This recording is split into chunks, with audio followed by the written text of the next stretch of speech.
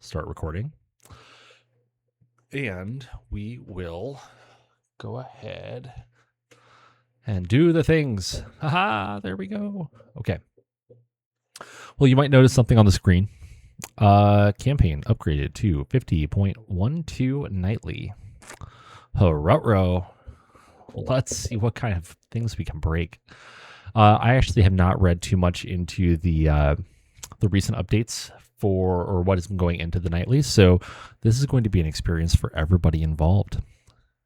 But we are currently still in our contract to punch all of the pirates to death, and then we'll go from there.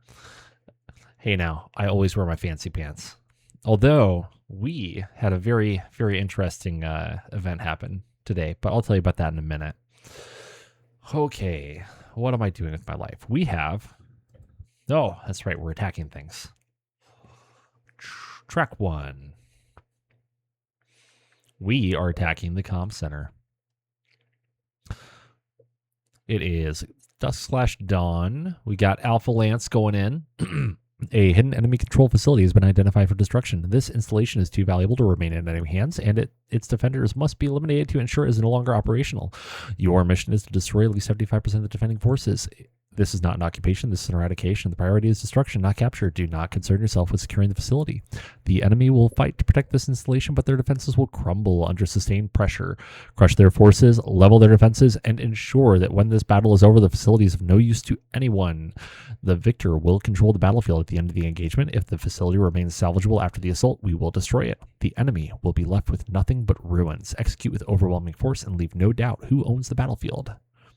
Very well. Tell you the thing. I will tell you the things, but I'm gonna wait.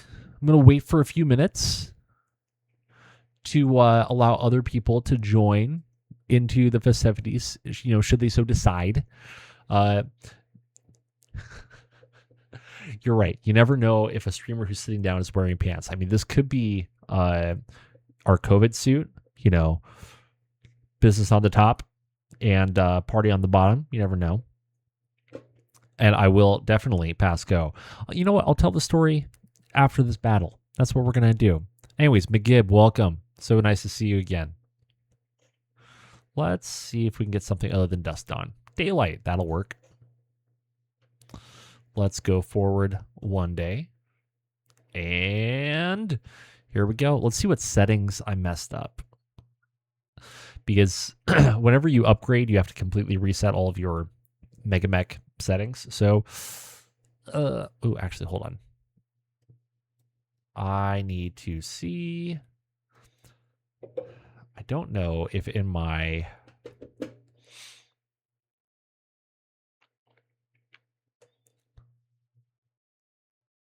Oh, good. Yeah, absolutely. I am very happy that you found that useful. I was hoping to get my first 4 MegaMek videos out this week, but I have been getting, gosh dang, I hit the wrong button again. I've been getting absolutely rocked in the clinic, which was unfortunate. Anyways, hey, well, we have 5 people here now. So you know what? I'll tell you the story while I'm figuring this out. So there I was at work trying to figure out, like trying to just burn through charts as fast as I could, because, you know, that's what you do when you are, when you do family medicine. It's death by charts. However, so there I am, just, you know, minding my own business, and my wife calls me. My wife never calls me. Yeah, I'm a family medicine doctor. So, anyways, so my wife calls me, and my wife never calls me. If she calls me, it means that somebody's probably dying. So obviously I pick up, and she's like, hey, I don't know what to do. I'm like, okay, what's going on? So I just picked up our daughter. We got home, and a skunk followed us up the driveway and is now inside of the garage, walking in circles, kind of like looking all weird and walking weird and looking very sickly, and I don't know what to do. I was like, oh, well, that sounds not good. And I was like, you know, we should probably call animal control. Fun story. We don't have animal control after like 5 p.m. Because why would you not have animal control after 5 p.m.? Did I hit the right button? Yes, I think I did. So then, long story short, my wife had to close the garage door to keep the skunk inside so that she could get our daughter inside the house. And then when I got home, I opened the garage doors, lured it outside, and then it just started walking in circles. Walking little circles. It was a sickly skunk. But I think it's outside the garage now. I don't know for sure because I may have forgotten to have closed one of the garage doors for a while, and I saw the skunk walk that way.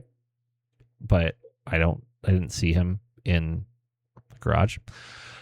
I don't think so. I don't think rabies. That was my first thought. But ironically, my wife works for a conservation center, and so the most likely thing was distemper, actually. But I am not going to hang out and wait. Game options? No. Hi. What? Hold on. Once. So, wait, what? Pat looked at the videos. It's breeding season. She looked at the videos and said, I don't think it's sick. I think it's very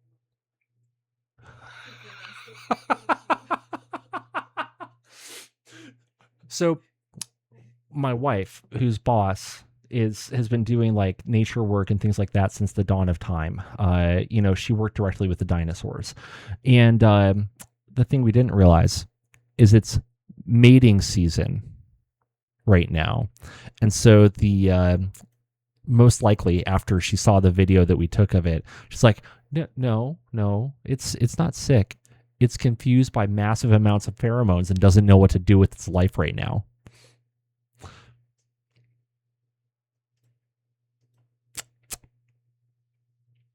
I don't know if it was dehydrated. I have no idea what's going on with this darn thing.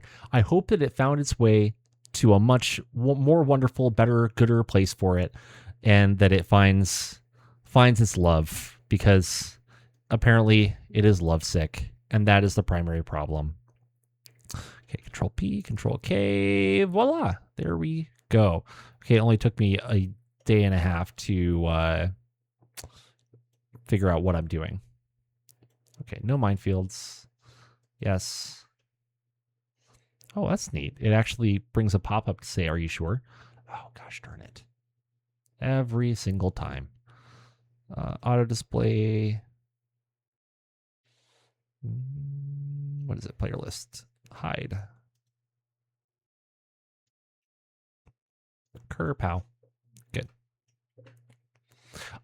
Yes, it is a 14 or 15-year-old boy who doesn't know what to do with his life. It is one Green Day song away from crying itself to sleep.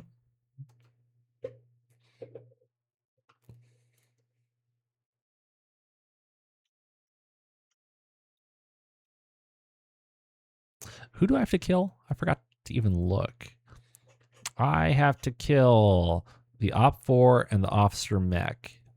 The Op 4 has a Maxim Quickdraw Crusader Quickdraw and a foot platoon, and the Officer is a Lumberjack. So I'm guessing it's that Lumberjack, Rattler. Well, my awesome, I need to be at the mostest longest range.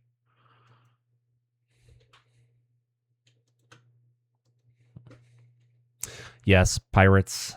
All of the pirates. We're probably going to finish up this contract. Then I don't know. I might go pick a fight with the Confederation just to piss off Zenith. I don't know. Seems like a good idea. The Brutus can go there. Ooh, Marauder. Also, McGib, congratulations on your watch streak.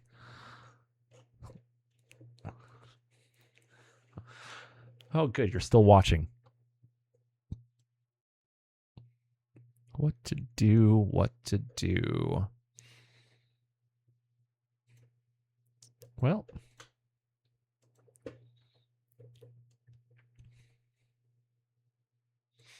so I don't know when they added the shortcut to just hold shift and click to turn, but man, it makes me happy.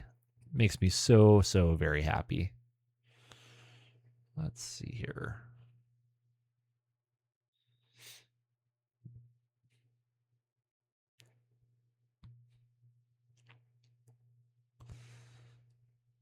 Oh, Von Luckner, I want you to be as close as possible.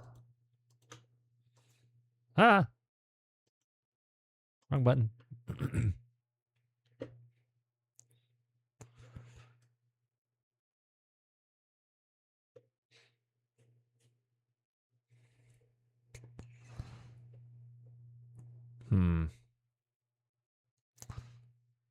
What to do once again? We'll put you down here. And then the Demolisher. Honestly, we'll do that. See if we can't just close the distance, go in, do things. Oh, good. We have allied artillery. Isn't that nice? Oh, goodness. There's a screaming cat as well.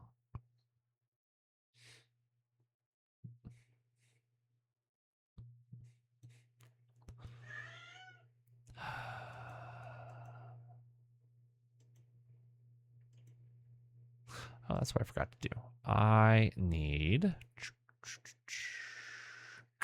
show possible moves and isometric view.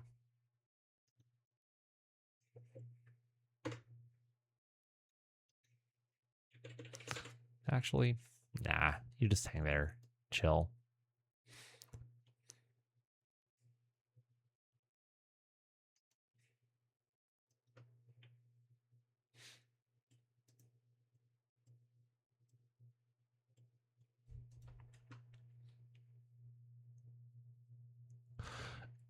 Yes. Allied artillery will always be the death of everything that you love and care about. They will come for your children. They will come for your wife, your husband, your mother, your daughter. They will find you and they will kill them. And they will completely miss the enemy.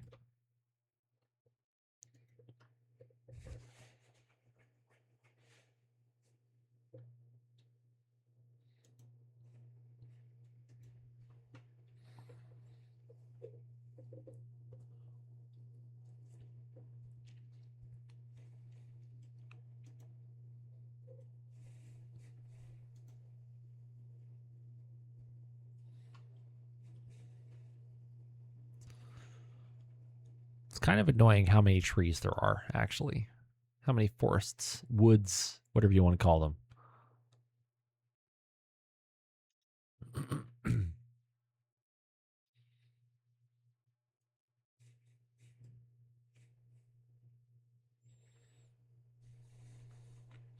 It is cover, but I'm actually not very worried about the enemy shooting me. I really just want to shoot them.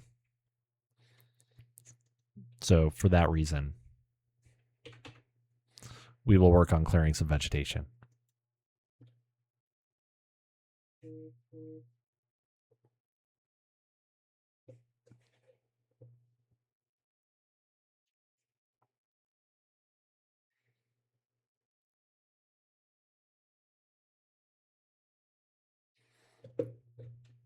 Just keep on clearing the vegetation. That's all we're gonna do.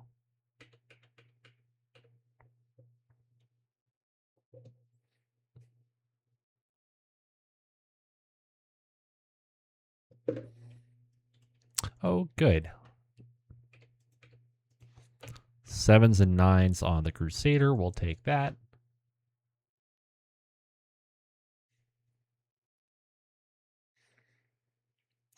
Ah, yes. The friendly artillery will very, very frequently do things such as that. I can see the quick draw. Oh, because it jumped and is standing on the building? Why? Yes, please.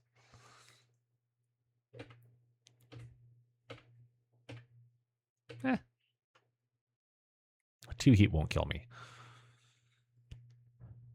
Oh, that's annoying.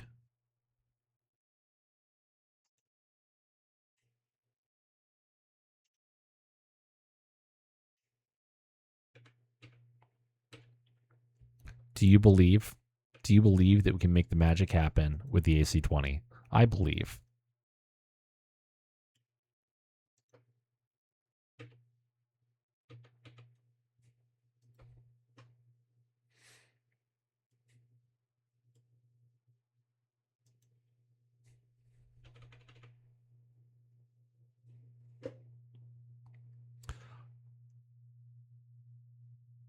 Okay, so we shoot at the ground a few times. Our Marauder puts a PPC into the right arm, critting on the right arm. Then the LB-10X goes into the left leg. Enemy Lumberjack firing at the Von Luckner hits with 6 Deadfire LRMs, doing 5 to the front, 5 to the left side, another 2 to the left side. No crits, though, which is pretty neat. Our Orion puts a snub-nosed PPC into the head of the quick draw down to 2 internal structure. Pilot takes a hit, but no crits. Medium laser into the left leg and a medium laser into the center torso. The enemy quick draw into the Orion lands 2 Deadfire LRMs, doing 4 to the left torso.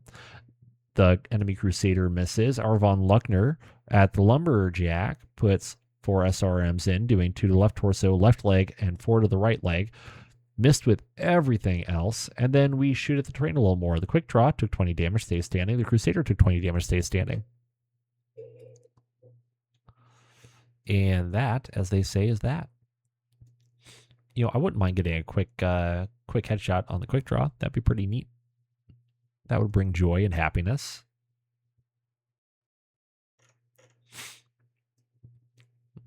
So I was thinking about this. Actually, I'm going to drive into work today. You know, I've got all of these mech pilots. Not all of them are great, but I'm using mechs for scouting, which is fine. But I think it would probably be more efficient in the end. Oh, do I risk it? I think I do risk it. I think it would be more efficient in the end for me to start using, getting vehicles and using vehicles to scout, because if I lose the vehicles, not nearly as expensive. I don't have nearly the investment in vehicle pilots or vehicle drivers as I do in my my mech pilots. We'll do that.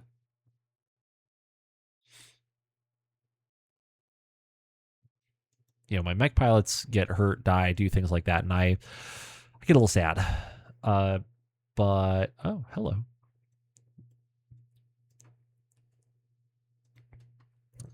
But if I have a vehicle pilot, I don't really care very much about that.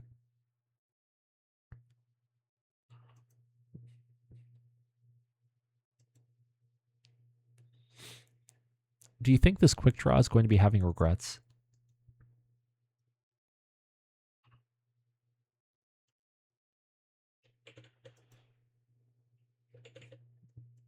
Actually, can I go there? I can go there and see him. All right, let's do that.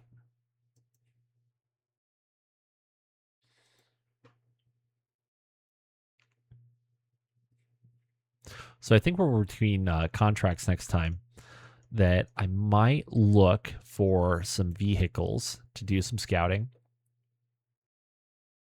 In addition to probably, potentially, maybe wandering off and, you know, doing something more challenging than just, you know, trying to punch pirates in the face. Not that I don't want to do that, but I should probably broaden my horizons or something. I don't know.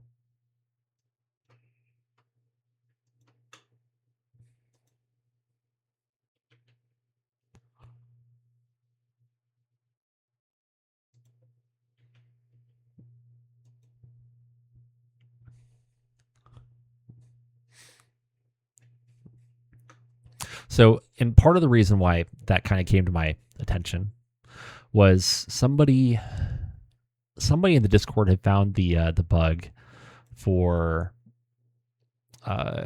Eagle Eye not giving the bonus correctly. So if you're playing on 50.11, Eagle Eye is actually not your friend. Eagle Eye will make you sad. but it's fixed in 50.12. Literally all I had to do was turn around and add a single minus sign. Those darn minus signs will get you every time.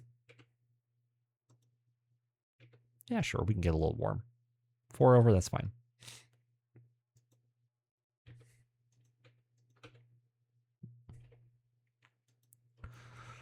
But when I was doing all the testing, I had to do it with a variety of vehicle crews. And I was like, you get a hover APC. It has a crew of 1. And it has a movement of like 812, which means it's totes fine.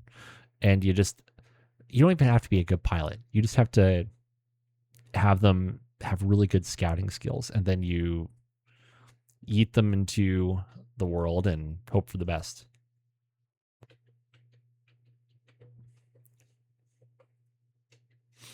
Oh, I thought I could see him. Oh, out of range. That's why.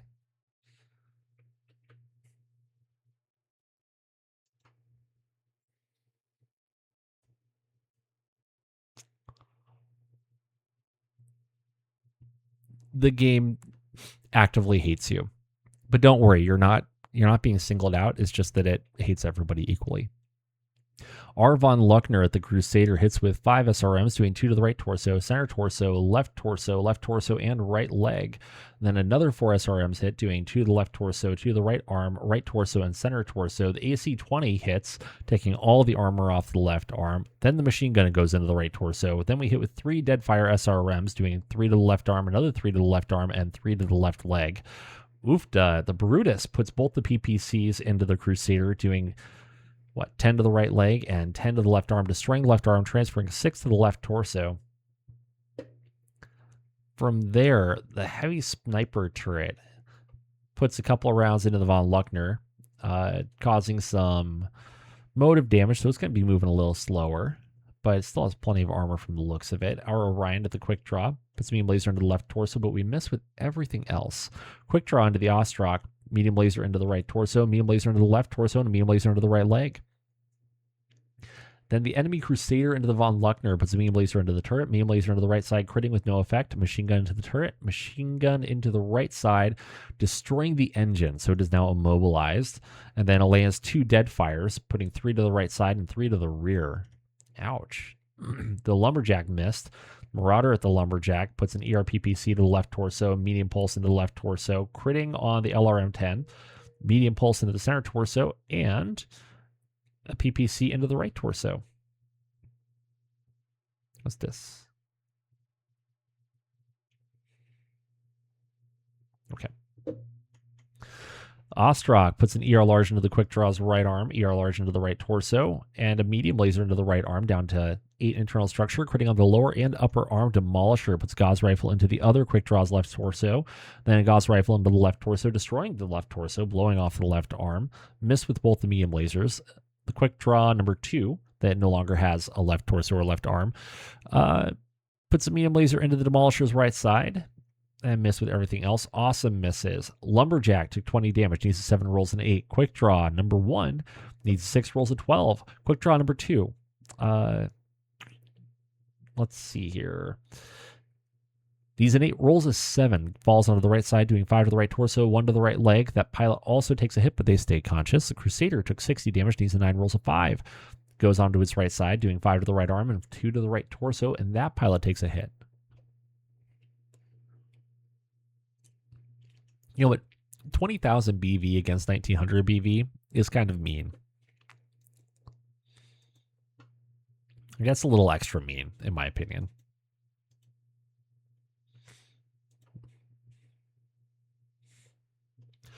Quick draw missed. Our Marauder kicks the left leg of the Lumberjack, is down 12 internal structure. Ostrak kicks the quick draw, does 12 to the right leg. Lumberjack needs 6 rolls of 5, falls onto the front, doing 5 to the left leg, critting on the lower leg, and then 2 to the center torso. And the engine does not do bad things to it, so that's good for it. The quick draw needs 5 rolls of 3. Falls onto the right side, doing 6 damage, 5 to the right leg, and 1 more to the right leg, critting with no effect. Isn't that lucky?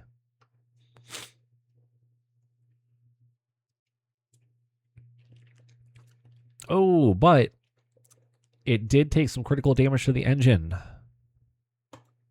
But the engine safeties remain in place. Unfortunately, our people rolled pretty... It was a very dichotomous or divergent roll. So we go at the beginning and the end. Just remember, overkill is underrated.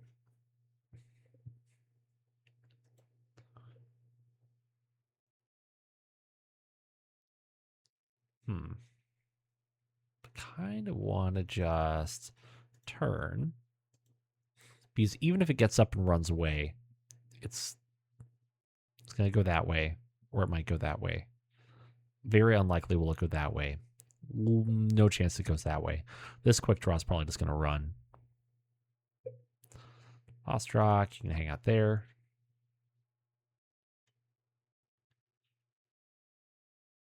Yeah, I figured.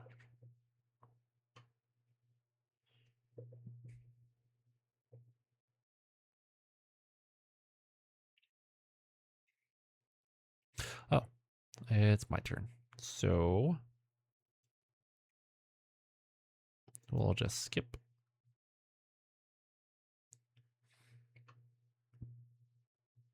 Oh, and that poor lumberjack is stuck.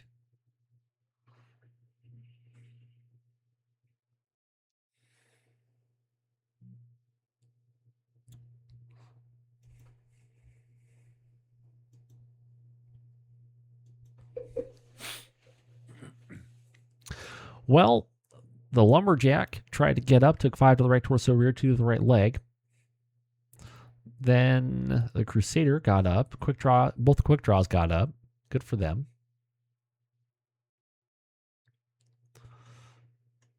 And a lot of nothing happens from the artillery, which I'm kind of super okay with. Can you see that? No.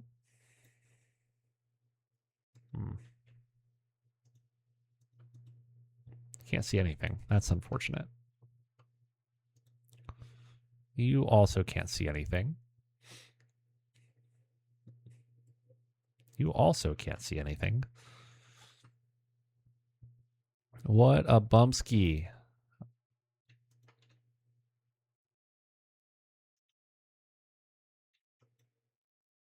Oh, is the Brutus locked? No. Or no, not the Brutus, von Luckner.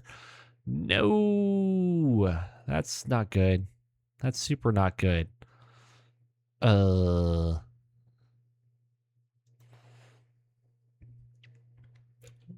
Okay, time to get a little warm. 8 heat is okay. 8 heat is unlikely to kill you.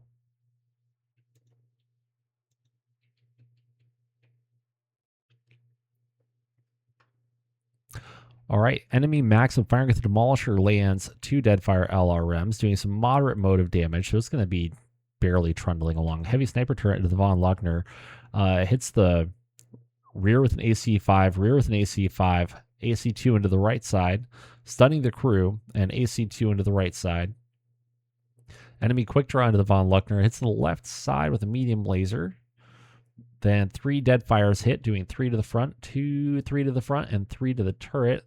Another 6 Deadfire LRMs hit, doing 5 to the left side, 5 to the front, 2 to the turret.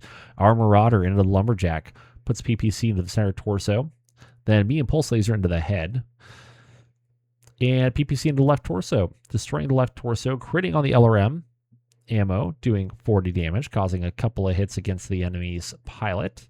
Destroy the left torso, but does not destroy the center torso yet. It's down to 2 internal structure, which is exciting. But then the center torso gets blown out by the LB-10X. So goodbye, Lumberjack.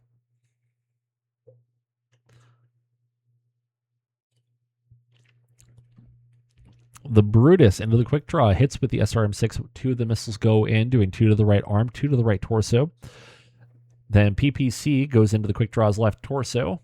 critting on a jump jet down to 13 internal structure. Another PPC goes into the center torso down to 7 armor. Our Demolisher puts a Gauss rifle with a quick draws left arm, which transfers all the way to the center torso, critting on an engine. Gauss rifle number 2 goes into the right arm down to 6 internal structure.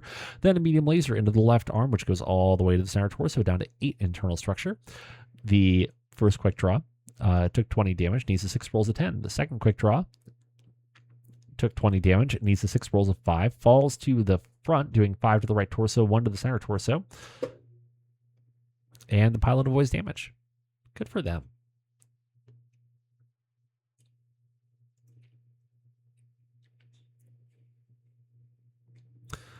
So the Von Luckner got kicked, which is less than ideal. Especially since that left side is now without armor. I do not have a good feeling for the crew of the Von Luckner. We may be saying goodbye.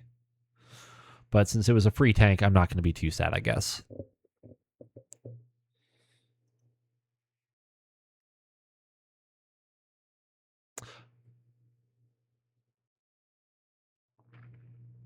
That was a choice. I personally would not have driven my Maxim right in between 2 mechs. Just me and my 2 cents worth. But that's okay.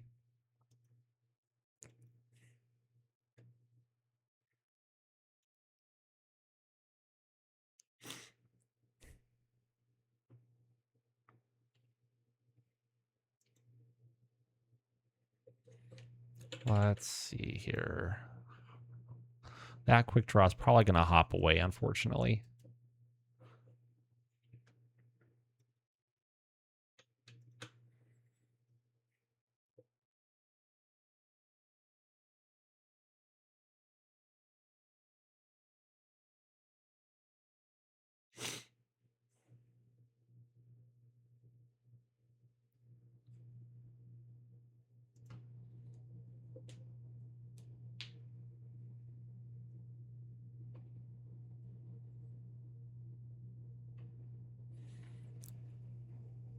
So the CF is 92, and the Crusader weighs 65. We would have to do, what, 28 damage to collapse it? And what height is that?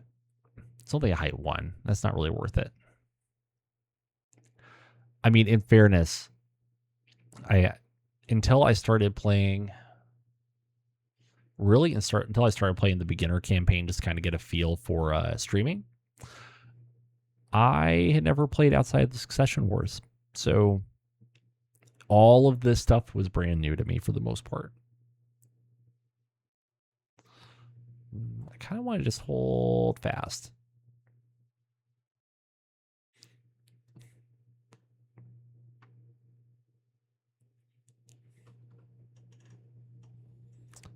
Oh no! Our own artillery slams the Brutus for 5 into the turret, and the Von Luckner takes 5 to the right side, destroying the armor. The Marauder takes 5 to the left leg. The Quick Draw takes 5 to the center torso. Oof. Ouch.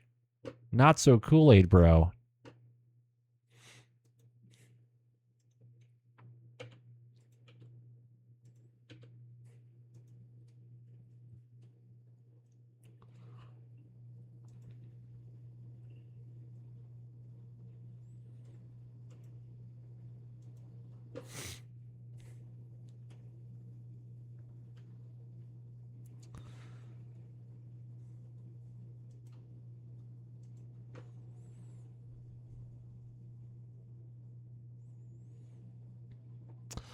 Yeah, and the last Mech Warrior game I really spent very much time playing was Mech Warrior 2. I played a little Mech Warrior 5 with a couple of friends recently, but that was very, very recent. Can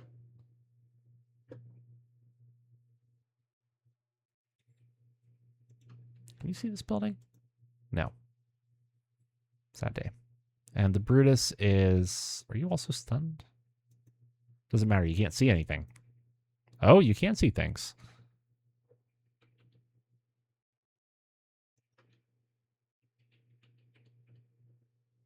Good enough. Good enough. Well, here's to hoping that we land a couple of Gauss rifle rounds.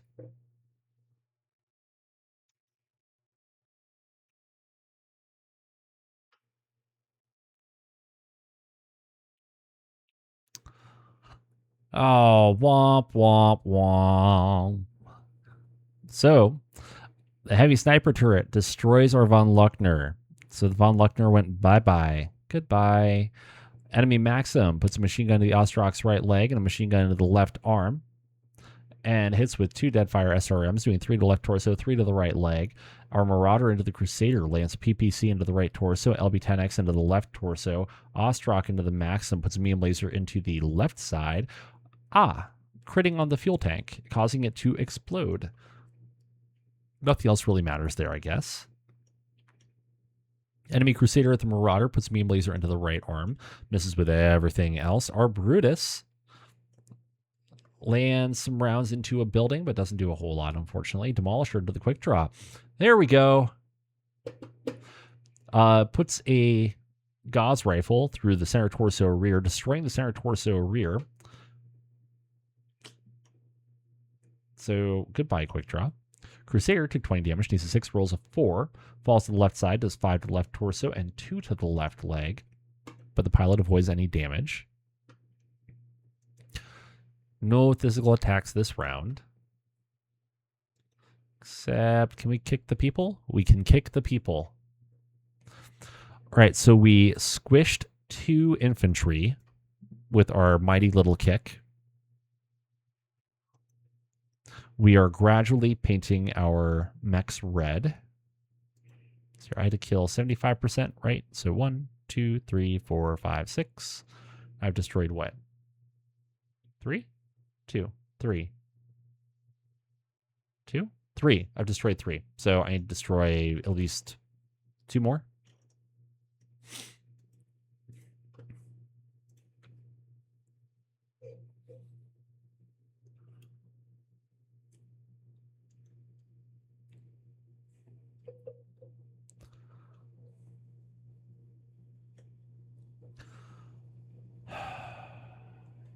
Well, the Crusader's not going to go too far, fortunately. So we can kind of just chill for the most part. Where's the quick draw actually at? Are you there?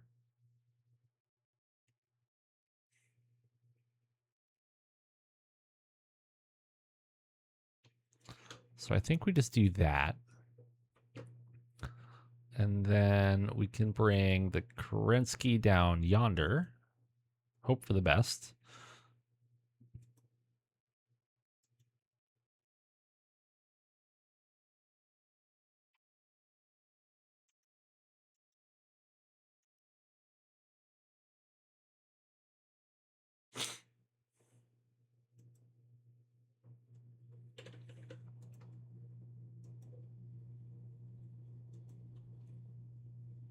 Oh, good. The Crusader could not get up, which is actually really great.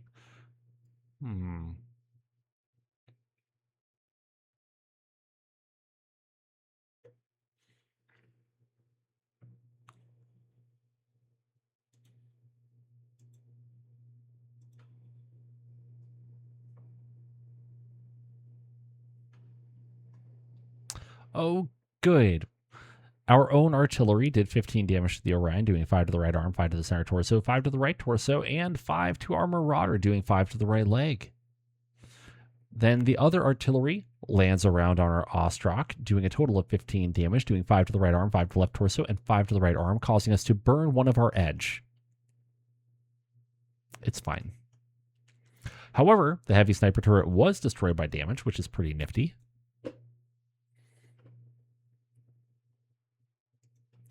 Let's take a gander here.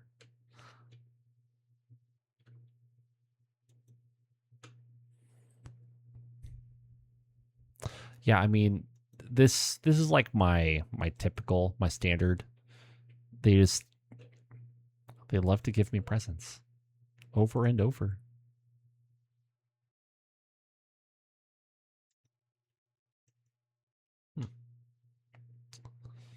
Well, how bad? Yeah, that's fine.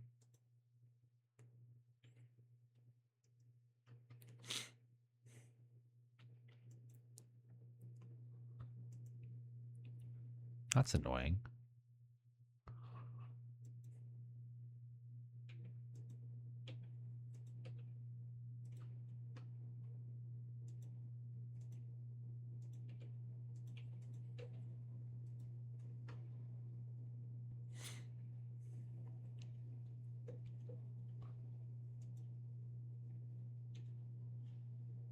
Well, actually, why don't we just go ahead and rotate that way? And then we'll give presents.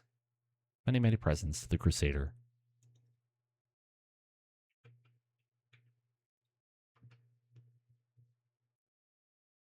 Our Marauder, the Crusader, puts PPC into the right leg. Missed with the LB10X. ERPPC into the quick draws left torso, and then me pulse into the right leg.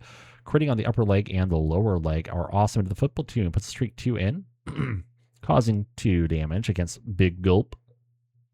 And a small pulse laser hits, causing...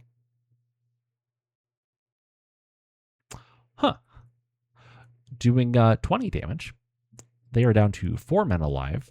That is rough. Then a medium laser hits. They are down to 2. Then another medium laser hits, and they are down to 2. They are now lightly charbroiled, perhaps.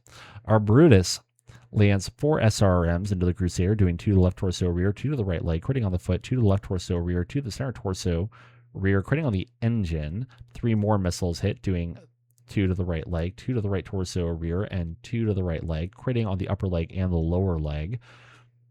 And then 2 SRMs hit, doing 2 to the left leg, 2 to the right arm, PPC into the left torso, rear, down to 4 internal structure.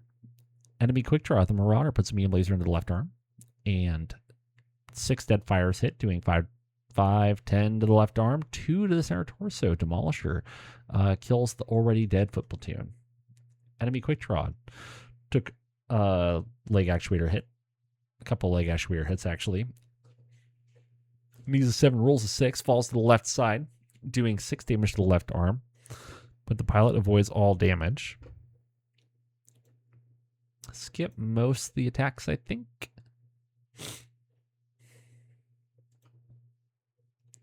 Once I kill... Actually, I have to destroy at least one of these mechs, but 2 will be fine.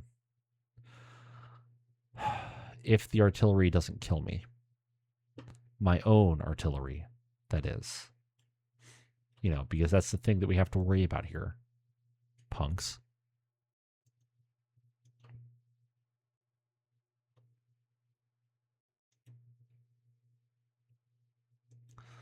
Also, fortunately, since everybody is prone, they can't jump.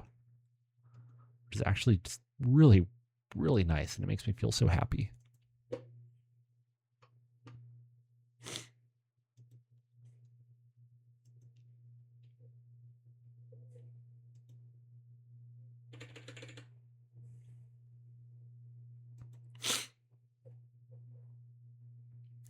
You know, just back up. It's not worth being in the bad zone.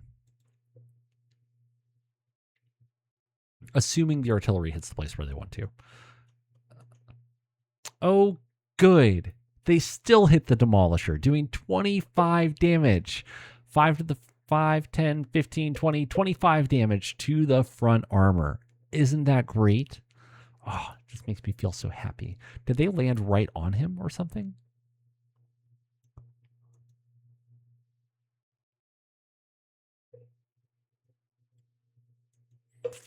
Just a casual 25 damage to the front armor. No bigs.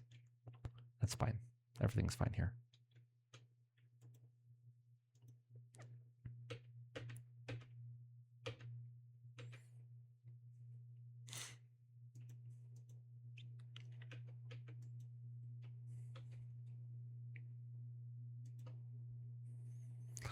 Yeah, friendly fire very much is not.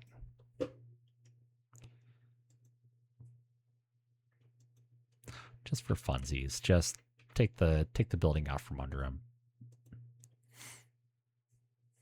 It'll make it easier for our crews to reach him. Our Orion into the quick draw puts me a laser to the center torso, then a medium laser into the right arm, critting on the hand and the shoulder. There are no actuators left on this guy. Snub nose hits the left arm, down to 5 internal structure. Then we hit with 3 SRMs, doing 2 to the left leg, 2 to the left arm, and 2 more to the left leg. Then the gauze rifle goes through the head that is no longer there. Goodbye, Jennifer Jordan. Tear shed for those lost.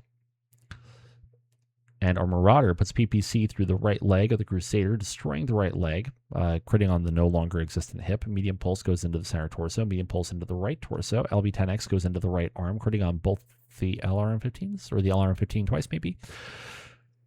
Enemy Quick Draw into the Brutus. Hits the right side, stunning the crew for a turn, unfortunately. Brutus slams into the building a couple times, dropping the CF down to well below what the Crusader's weight is. Crusader takes 5 damage to the right torso by falling to debris.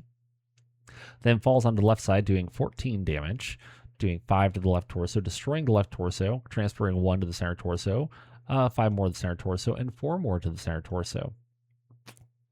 Sad day. But that is victory for us. Voila.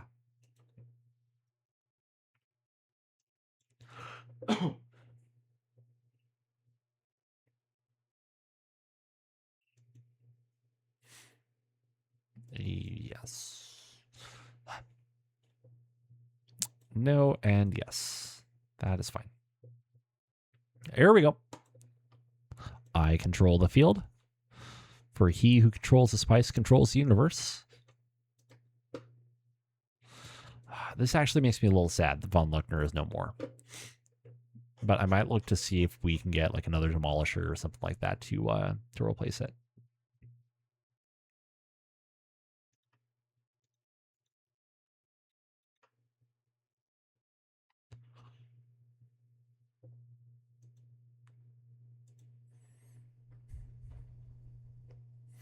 You are correct. Incoming fire does have right of way, but does not mean that it is the right way.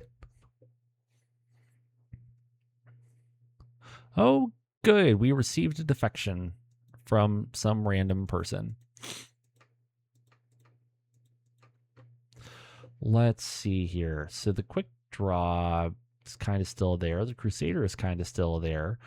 Is that a full platoon or is that just a squad? Oh, it's 4 squads. Okay. We'll go ahead and take that and mothball it. And that'll be that. Can confirm.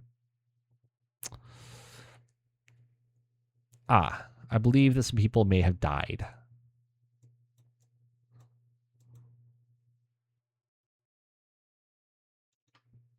Let's see how bad the injuries were. So, Private Karsten has some smoke inhalation, rib fracture, left shoulder fracture, burned upper left arm, and a left shoulder fracture. Private Jinx has a burned upper arm and smoke inhalation, not too bad. Private Charlie Hugel has a right ankle fracture, left hand fracture that's a compound fracture. Ooh, that's not good. A compound right shin fracture, and a burned chest, and a compound left elbow fracture. This dude is wrecked. Ouch. Okay. Who is the one? We'll go ahead and optimize our assignments. Who's the person who wanted to defect? POWs? Couple of Aztecs? Honestly, kind of down for a couple Aztecs. Employ. And change status, active, change rank, recruit.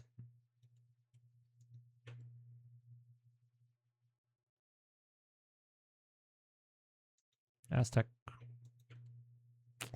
Very last thing, recruit. There we go. So you get non-combatants as You get non-combatants as POWs whenever you sack a base. So anytime you get the pop-up that says, where is it at? Let's turn this down just a touch. Maybe. Is that too loud? No. Okay. So anytime you get the pop-up that says, where's it at? There's a pop-up that you'll get that's like the personnel have been wrapped up or the personnel have been rounded up. Yep. Yeah. That's the exact pop-up. So our men will round up any personnel remaining. So when you capture a base, you get your non-combatants, which is kind of neat, you know, which is always a fun time. And Kerpow. I think it originally was RP purposes, and then they added a whole bunch of non-combatants anyways, and they just kind of rolled it all in. Okay, give me like 30 seconds. I need to go blow my nose and grab another soda really quick. So give me like, I don't know, 1 minute. I'll be right back.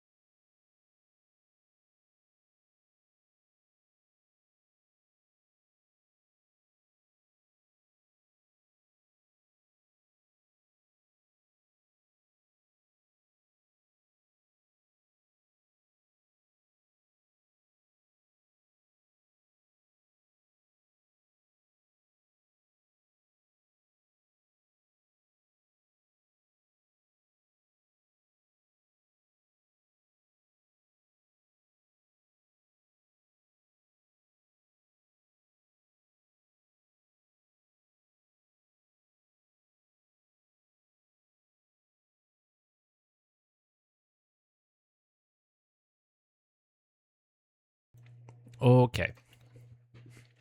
So I'll turn the camera back on in just a second. However, let's go ahead and go forward a day or two, like maybe 1 or 2 days. And let's keep exploring. So let's get Tango out there. We'll get Scout Lance out there. Whoa, decoy interception, very well. And Recon Lance, because that's what the cool kids do. So we have a turning point. We'll read through that in just a minute. What day is that on? 24th, so we have a couple of days. Let's go ahead and just select everybody. Start mass repair and salvage.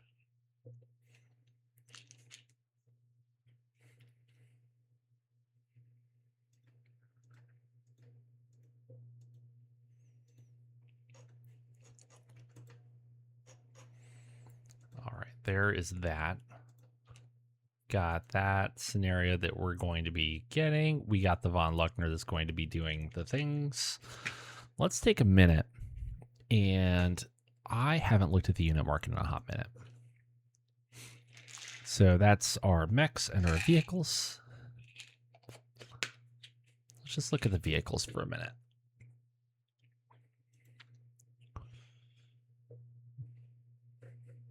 I another flatbed truck so I can make a food truck. Or, yeah, definitely a food truck. We need more food trucks.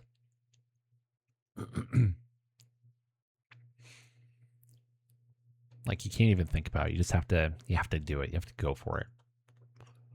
Oh, the Magellan actually wouldn't be too bad to get for things and stuff and whatnot, but we'll hold off on that for right now. Let's see, what else? What else?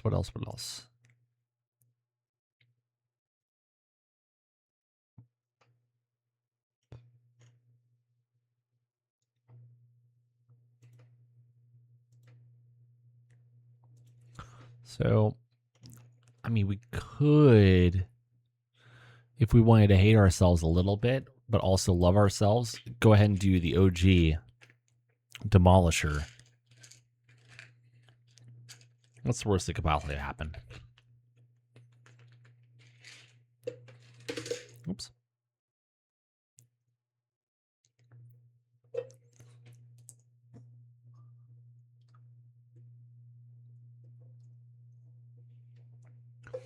Or do I just get like a whole pile of vedettes?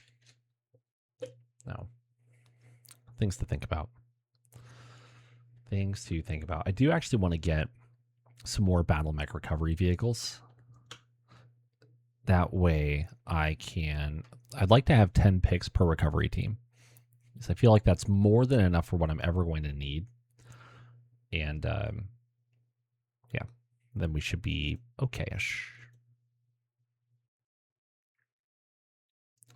Well, advance the day. See what happens. Oh dear.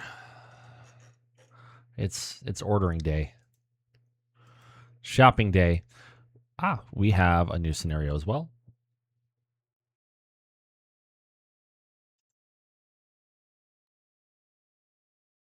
Cool. We have people who are no longer.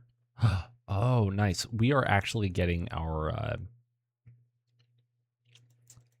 recon lances to no longer be just wrecked, which is really great. Because they were cruising at like 5 fatigue for a hot minute.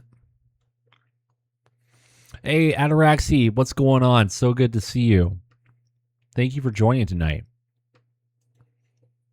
You missed a single mission where, you know, we did bad things to bad pirates and then we walked away and they did not.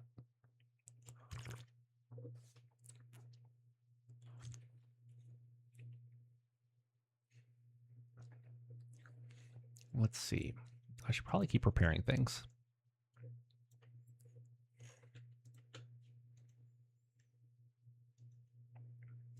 What parts am I missing? Ah, yes. Get some endo steel for that Shadowhawk 2C. I thought we had already ordered all that stuff. Aw, Aiju has married Ikiju. Okay. Lots of stuff added for procurement. We fixed some things. Who are we going to send out for this mission? So let's take a look at it really quick. So the decoy interception, actually, before we even do that, yeah. So for the decoy interception, your mission is to intercept and engage enemy forces to draw them away from their primary objective. Our intelligence indicates that they are moving to secure a critical target, but forcing an enemy engagement, you will divert their attention and disrupt their plans. Your task is to hold them in combat for a specified duration, or if opportunity presents itself, destroy 75% of their forces to rout them completely. This battle is about control and endurance. The longer you keep the enemy occupied, the more time our allies will have to complete their objectives elsewhere. Expect a determined enemy response as they will attempt to break through and reestablish their mission. You must balance aggression with resilience, hold them long enough, or cripple them so severely that they can no longer continue to fight. Should you succeed in routing 75% of their forces, we will seize control of the battlefield at the end of the engagement. This will allow us to recover any remaining assets and deny the enemy any chance of regrouping, whether by sheer endurance or decisive firepower. Your success here will determine the outcome of operations across the sector.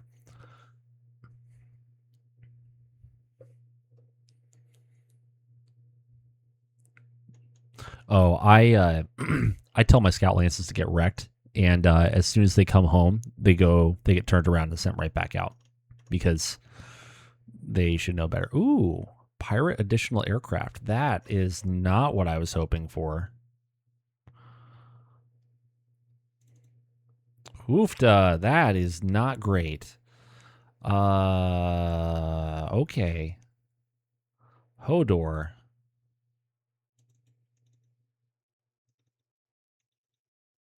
I mean, yes, we have all of the friends. All of the friends. Eclectic Bibliophile, what's going on, my man?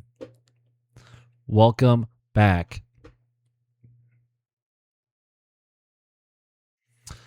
Yeah, no, I just tell them to get wrecked. I don't rotate my pilots. Although you missed it. I was talking about how I think I'm going to actually get rid of all of my mech scout lances, or maybe keep one around. And I'm going to probably transition to trying to have only vehicle scout lances because they're faster, and I don't care about vehicle pilots very much. Like they're pretty disposable in my mind. Okay, so what to do? I can absolutely just pile the Orions into a lance.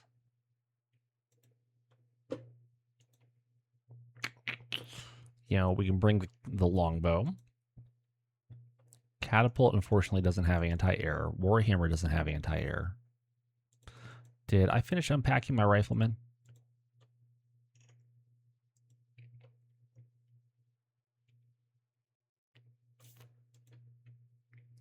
Where is the rifleman? The rifleman. Do you think I have enough Orions?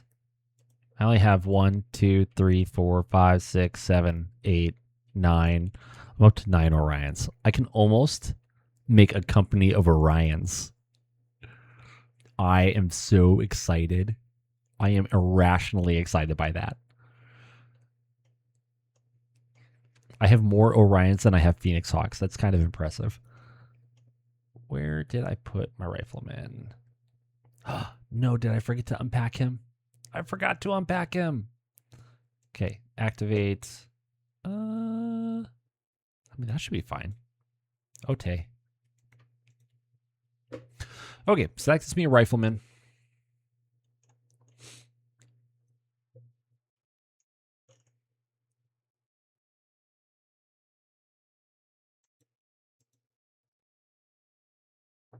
So I can probs. So if I swap out the catapult with a rifleman, that'd be fine. That would give me an Orion, a Kerensky, a rifleman, and a longbow, and then the Warhammer can be along for the ride. I know, but the riflemen or the Orions that I have are just the standard K variant, and I'm not as big of a fan of those. I guess I could bring one of those though. Those would be the better choice, wouldn't they? Do I have? Hold on. Do I have AC-10 flak ammo? That's the better question. Did I remember my AC-10 flak ammo?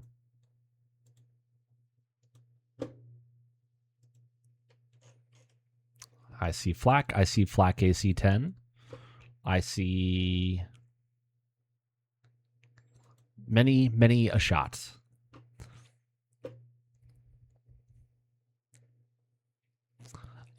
Yeah, my riflemen, I tend to refit so that they're the Ultra AC5 variant, and then my Orions, I have been having an amazing time refitting them to Kerensky models, because who doesn't love a snub-nosed PPC along with a Gauss rifle? It just brings me joy and happiness. I do think, however, that it may be the right move to go ahead and unpack a couple of K models in this instance. They're already unpacked because I don't know how to look at colors. Ooh. Oh, man. Oh, buddy. Hold on. No, I forgot to move over my rank system. Okay, that's fine. I'll fix that later. I will fix that later. That's why everybody's master sergeants. So applesauce.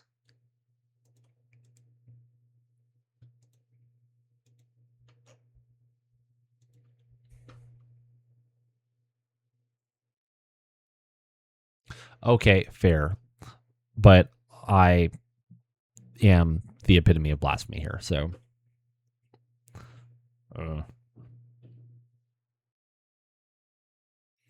Okay, where is applesauce? Let's see here. Force Charlie Lance. You go into K number 2. Then for the catapult, assign a unit as pilot K number 3. Let's look at some ammo. So instead of the playtest, why don't you do the flak?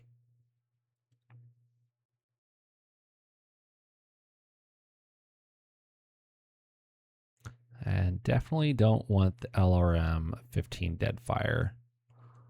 Let's do just standard LRM 15.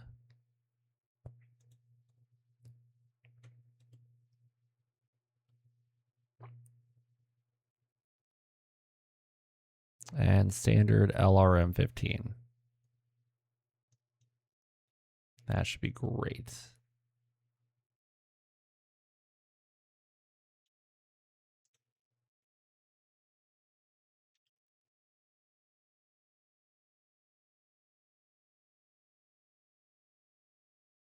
Okay. Cool. Ah, no.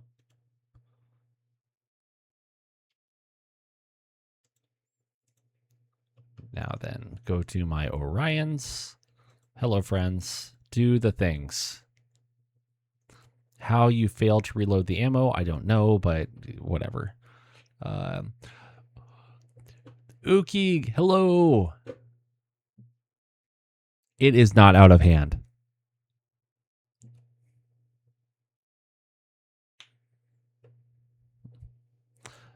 The Orion addiction is not out of hand. It is exactly where it should be. Absolutely exactly where it should be, how it should be. Nothing should change at all. Let's see here.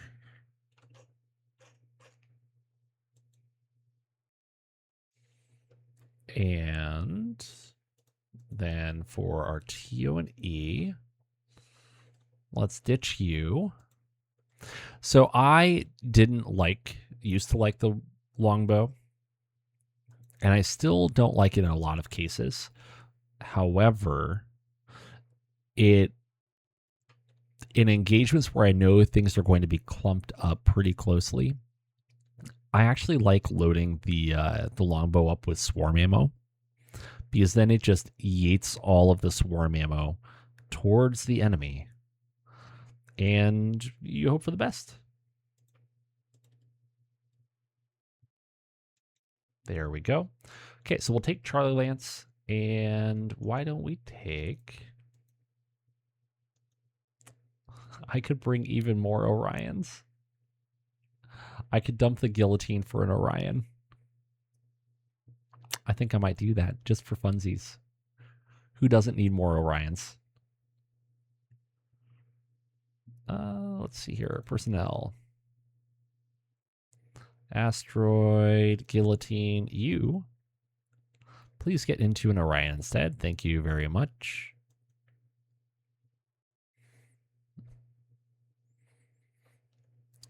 I'm not addicted to Orions. I can give them up whenever I want. Okay. Okay, thanks. Thanks for coming to my TED Talk.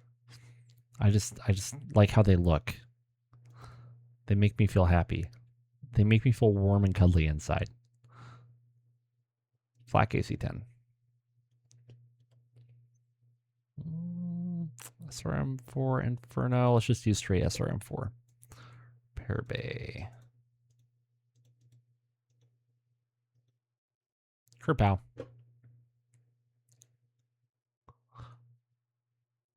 I'm sorry, wait, what? They swapped out LRM-20s for AC. Like, to AC-20s instead of LRM-20s.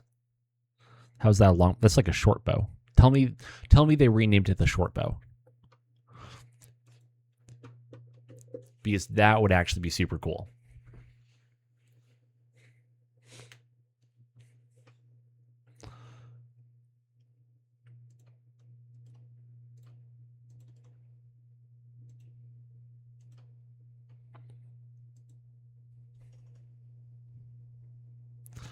Okay, so let's take Charlie and Asteroid for this train wreck that is about to happen. Do we control?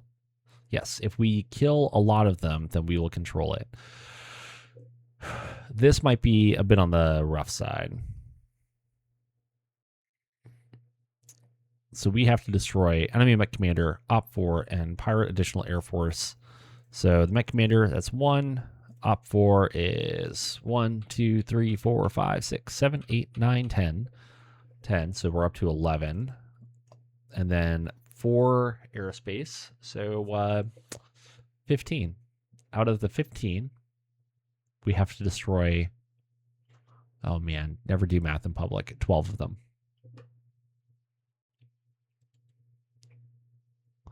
Look if it's the next day. Oh, good. Recon Lance came home early. Go back out. Go find the enemy.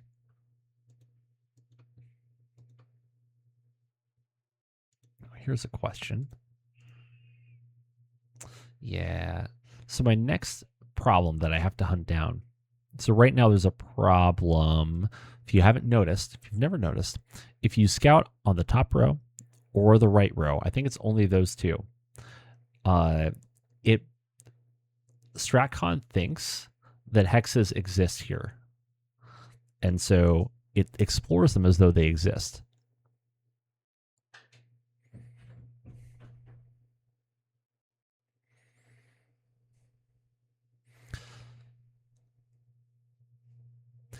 But you know what the weird thing about an AC-20 variant longbow would be?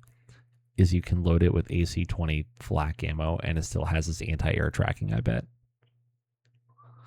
I am trying to figure these things out, but I am barely beginning my journey into Java, and it scares me a little.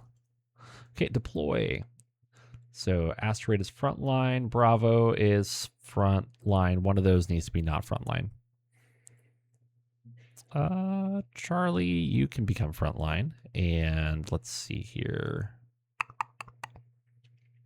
Why don't we make Charlie maneuver? So then, Asteroid. Go.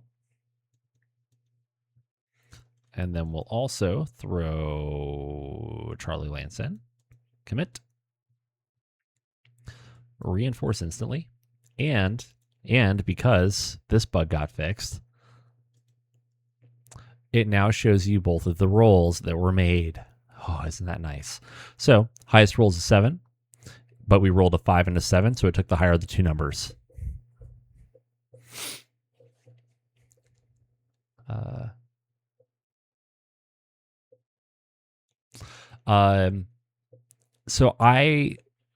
So Ataraxy, that actually probably wouldn't be too hard because I'm going to have to rewrite how the scouting happens just because of how it was originally written. It's what's causing the problem.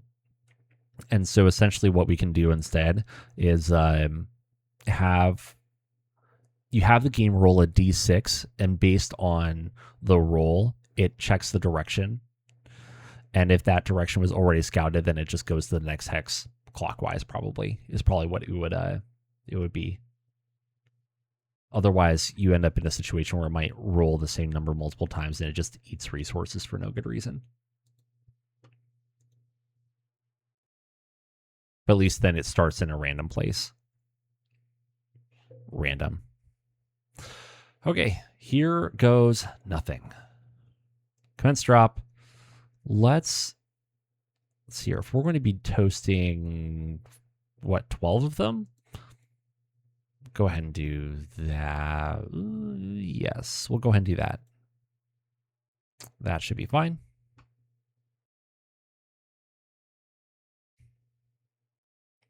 Why do you say optimal is bottom left-hand corner?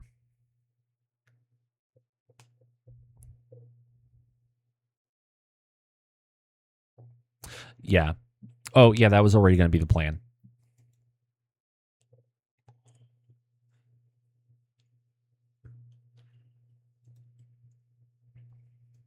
Now I have a question. Yes. So there we go.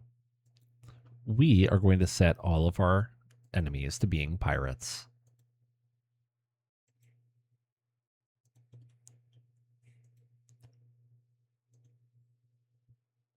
This will be better.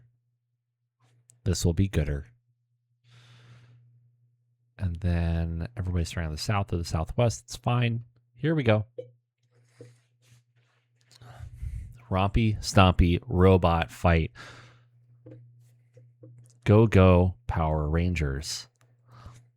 Yeah, I don't want to do mines right now. Derba, derba, derba.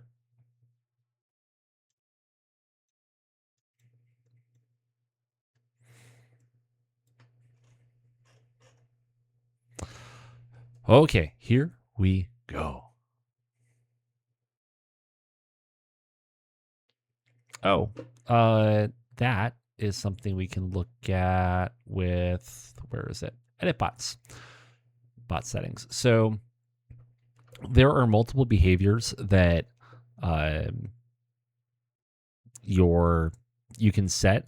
So you've got bravery, self-preservation, so on and so forth. If you change the preset configurations, it'll change the behaviors based on like things. The default, if you don't do anything different with Princess, is essentially middle down the road. It's going to be just kind of like average. However, setting it to pirate, essentially set them to just charge straight forward with reckless abandon. They might run away a little bit, but again, they will run forward with reckless abandon until you turn them into the Black Knight from Monty Python and the Holy Grail, and then they'll start trying to run away. They're a little cautious. They don't care about where they're looking. And that's about it. So yeah. Somebody else can probably explain it better, but yeah, essentially they act more like the pirates that you would expect.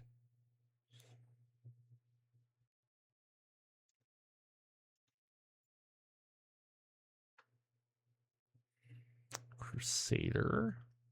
Yow.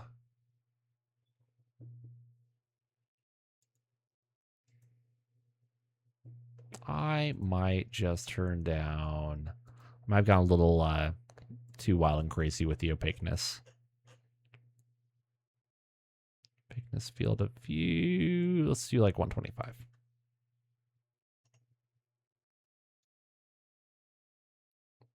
There we go. That might be gooder. Maybe. Yes, I like that more. Yes. Ah, yes, very good. There you are.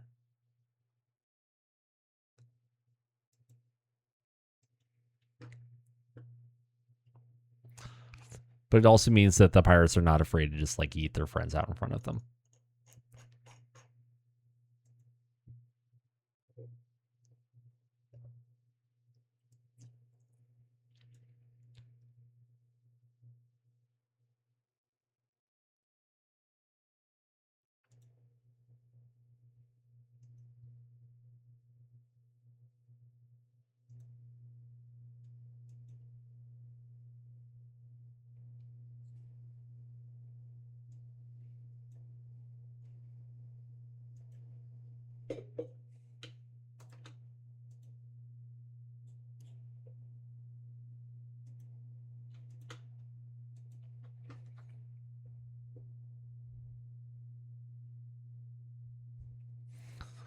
I have not played around with the custom, like making custom presets, mostly because I kind of forget that the behaviors exist until, you know, I look at the Discord. I'm like, oh, that's right.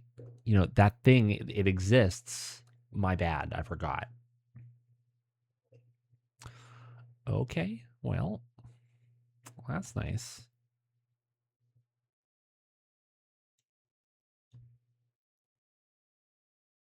Oh, geez. This. Holy.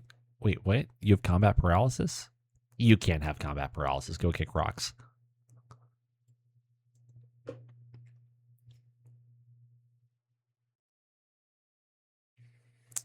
Well, why don't you go there?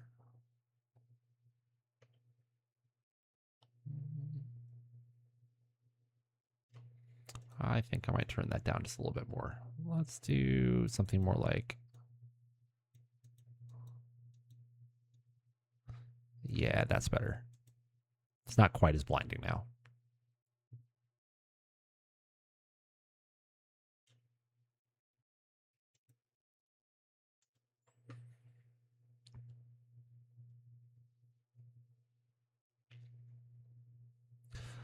All right, now the question of the hour, is my artillery actually going to help me? Or are they going to do what I expect them to do, which is land rounds on my head while they are, quote, aiming at the enemy?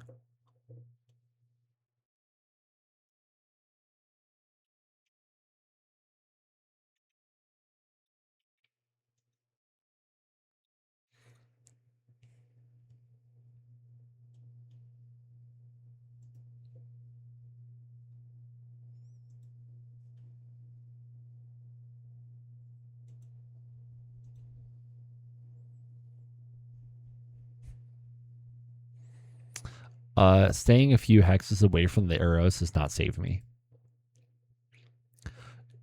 And actually, in the very last map, I backed my Demolisher. It was already 2 hexes away from the arrow. And then I backed it 3 more hexes away from the arrow. And then it took 25 damage to the front.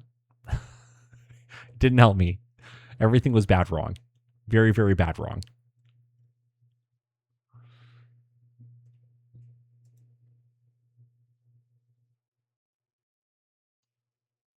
Well, that's nice.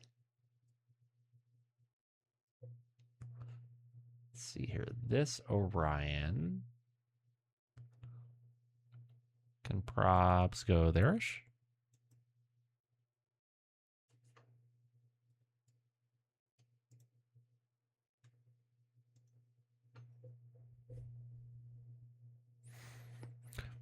I think when he says a few, I think he means a few map distances. So if you're playing on a, 4-sheet wide map, you should be 1 to 2 sheets over in order to avoid the allied enemy artillery. Ish. Big on the ish.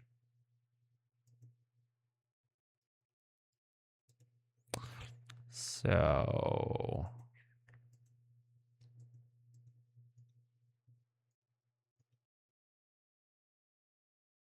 sure, why not? You can try on an 8.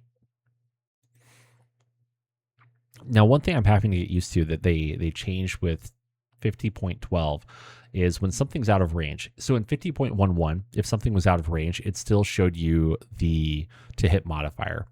But in 50.12, they changed it so that if something is out of range, it shows an X. So just something to be aware of whenever this gets released. Just be aware that that is a change that exists now. Not in arc. Where, oh, where, oh, where?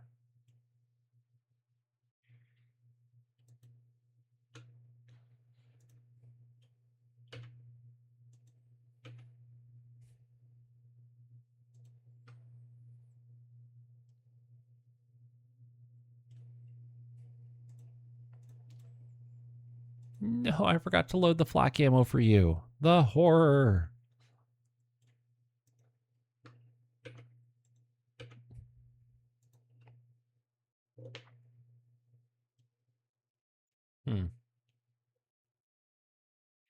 I feel like applesauce might be about to have a bad day, actually. Yeah. Mistakes may have been made.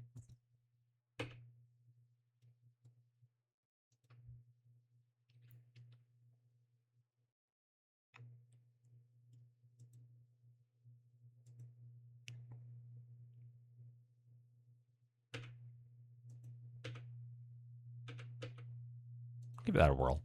See if we can get the warrior.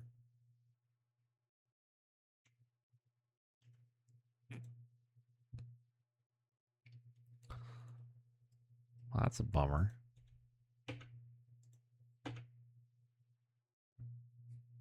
That'll be fine. Whatever. Next up, the longbow. Oh, man. We will swap you over to standard LRM.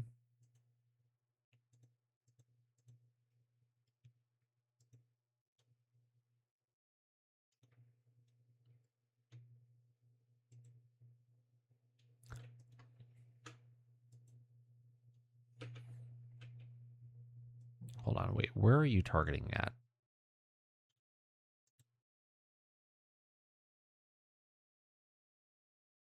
Where's the little blue? There it is.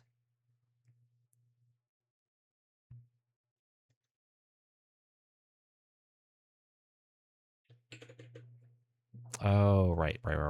Got it. Well, I think that would be a gooder one to hit.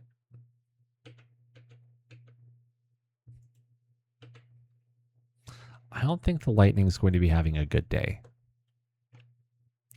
Just judging by, some things and stuff that I'm noticing, I think he's about to have a bad day.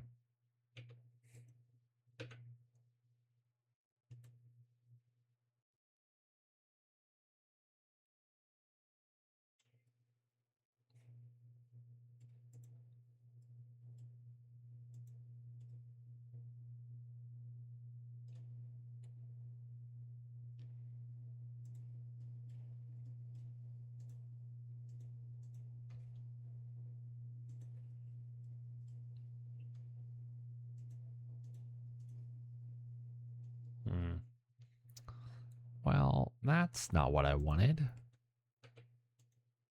We can do that. It'll be okay. And what happens? What kind of terrible things befall us? The Scimitar firing at the Orion misses. War Dog misses. Our Ostrak firing at the Lightning lands an ER large onto the nose. Then ER large onto the aft of the Lightning. Critting on a medium laser. One of our Orions onto the Lightning lands 5 LRMs, doing 5 to the nose. Then the AC-10 hits, doing 10 to the aft. Possibly out of control now. Scimitar firing at our Orion. Hits the right leg with an AC-5. Applesauce firing at Lightning. Lands all 15 LRMs into the Lightning, doing 5 to the left wing, 5 more to the left wing, and 5 more to the left wing, but missed with the AC-10 flak on a 4. The Kerensky blows the warrior out of the sky with a snub nose, going straight through the front of it. And if that wasn't good enough, then the medium laser also hit the right side. Our Crusader firing at the Lightning hits with the LRM-10, landing 6 missiles, doing 5 to the aft and 1 to the nose, hitting the engine. Longbow firing at the Lightning. I think it needed 4s to hit. Oh, it needed 8s, apparently. Lands 6 missiles into... Sorry, no, it didn't need 4s. Lands 6 missiles, doing 5 to the left wing, 1 to the aft. Then lands another 12 missiles, doing 5 to the left wing, 5 to the nose, and 2 to the aft. Then 3 more missiles go into the nose, and 2 more into the aft. Lightning drops a few bombs and hits the Ostrak for 10 damage, doing 5 to the left leg and 5 to the right arm. Another Orion hits with an AC-10 flak round into the Lightning. 3 fragments hit, doing 3 to the aft. Then the LRM-15 misses. Our other Orion misses the warrior that is, grounded and dead, and the Vulcan misses.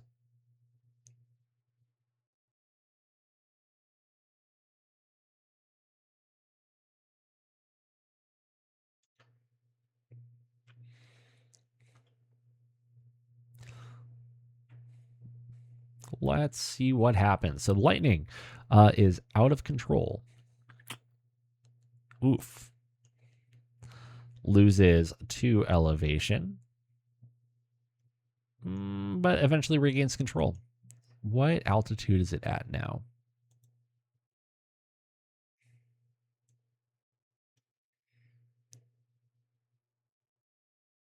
You are at an altitude of 1. Oof. Oh, that was close. That was close. All right. Not terrible rolls, but not the best either.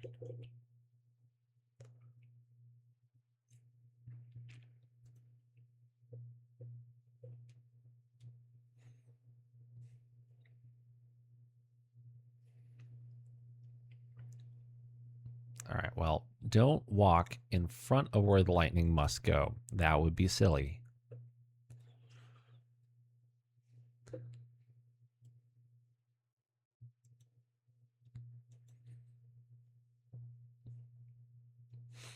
Now, if all of these dudes can stay nice and clumped up, I will be a very happy camper. Oh, Minerva might be on fire. That's not great.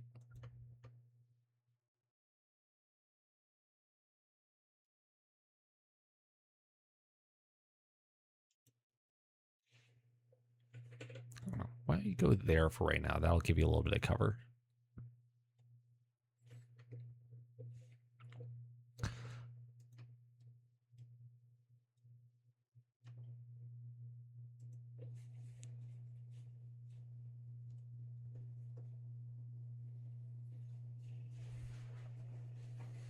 So the lightning probably is going to be flying off the map. Thunderbird will be flying off the map. Cheetah will likely be flying off the map. And the lightning, I'm betting, the other lightning, I'm betting, will also be flying off the map. Maybe, maybe not.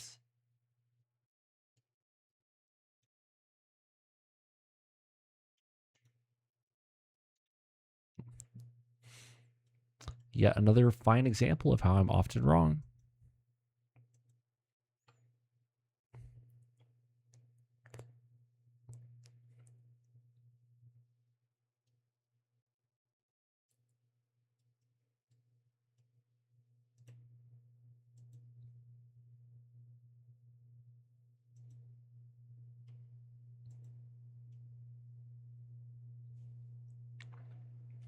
All right, so the Ostrok is a little warm. The Scimitar fails a roll and does a little bit of side slipping, but doesn't take any damage. Artillery happens, but nothing terrible occurs, which is great.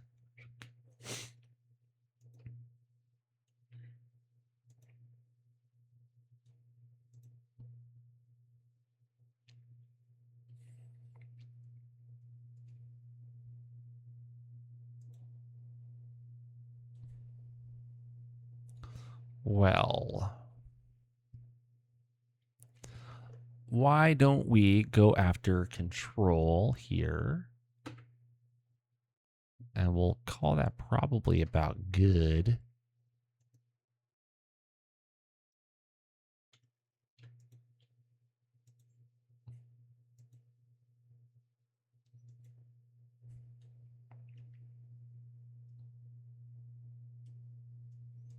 Like, we can keep shooting at that guy, but I don't think it's worth it. Let's see if we can't deal with the Ossol and give him some presents. He looks like he's sad and needs a little bit of love.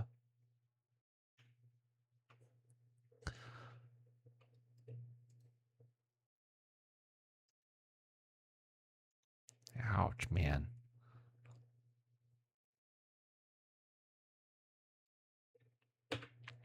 We'll do just a single ER large and see if we can land anything with the amount of heat that we have. Let's go to the mall. Okay.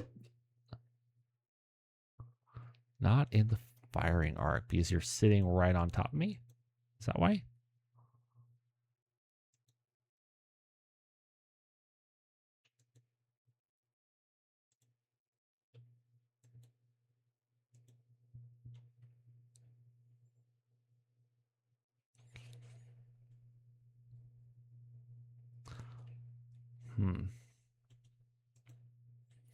Kind of want to just shoot at that dude instead.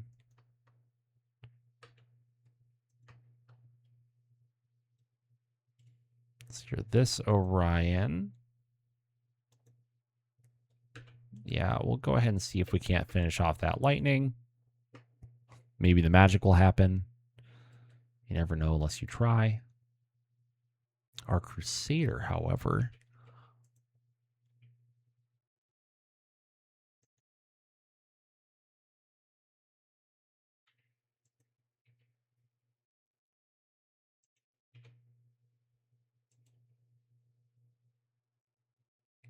we'll call that good.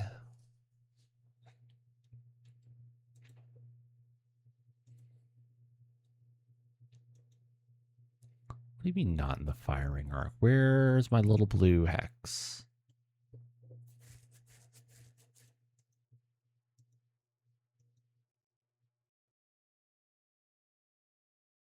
There we go. So a 7 and a 7. Yes. Yes, we can absolutely attempt that. And then yet another doing wonderful, great things.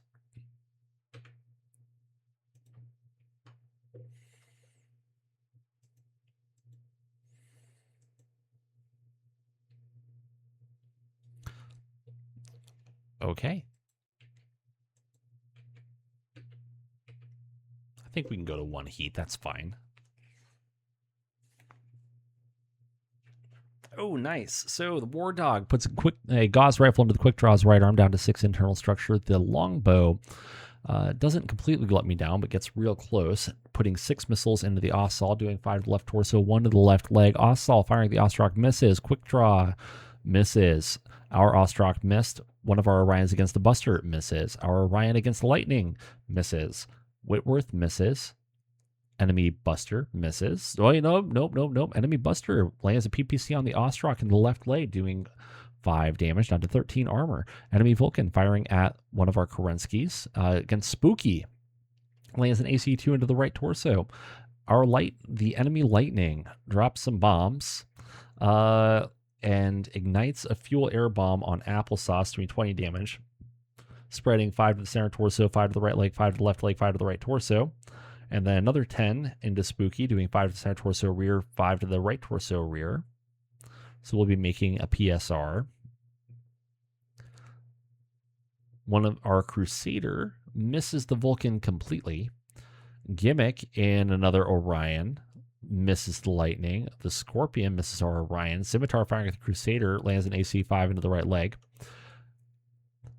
Orion number 3 misses completely. Our Kerensky lands a snub nose into the Lightning, doing 10 to the nose, hitting the avionics system. Then the Gauss rifle goes into the nose.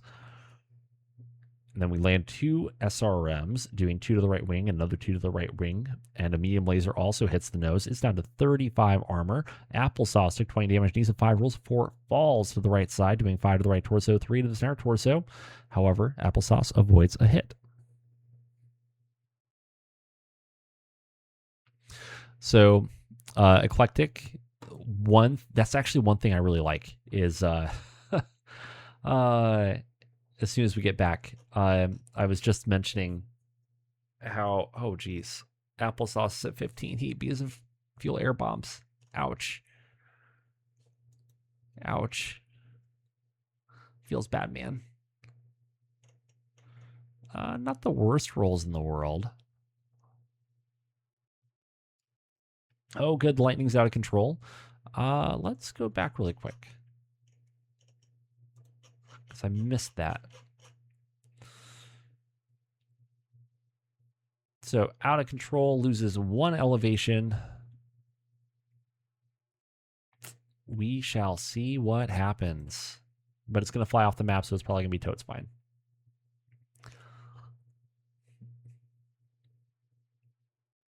When we get to the firing phase, I will show you what I was about to tell you about Eclectic.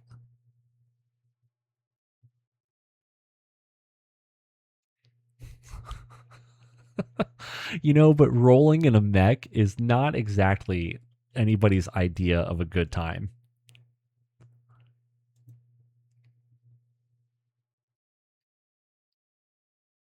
Oh, this Vulcan's in trouble.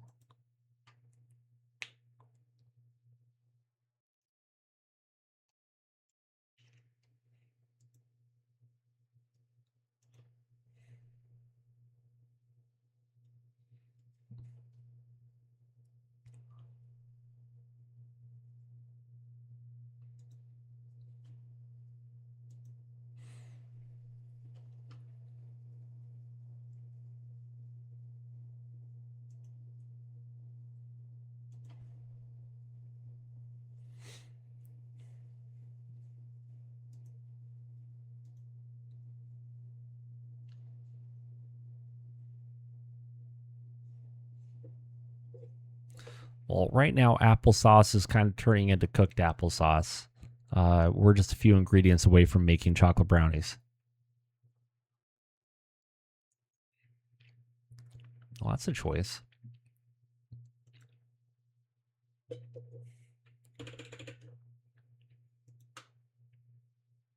guess we just do that. Okay. Applesauce, you need to go somewhere not where you are right now, except that you are actively on fire.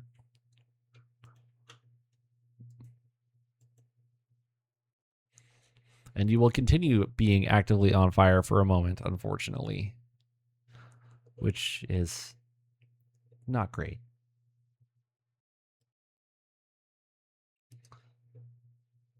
But we can go yonder. And if they're just going to come at me onesie twosies, then I think they might be in for a bad time.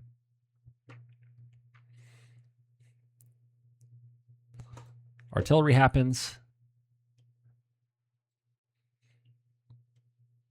Okay, so Eclectic, I don't know if you were here when I was talking about it, but I'm not 100% sure how I feel about this, but I like it so far.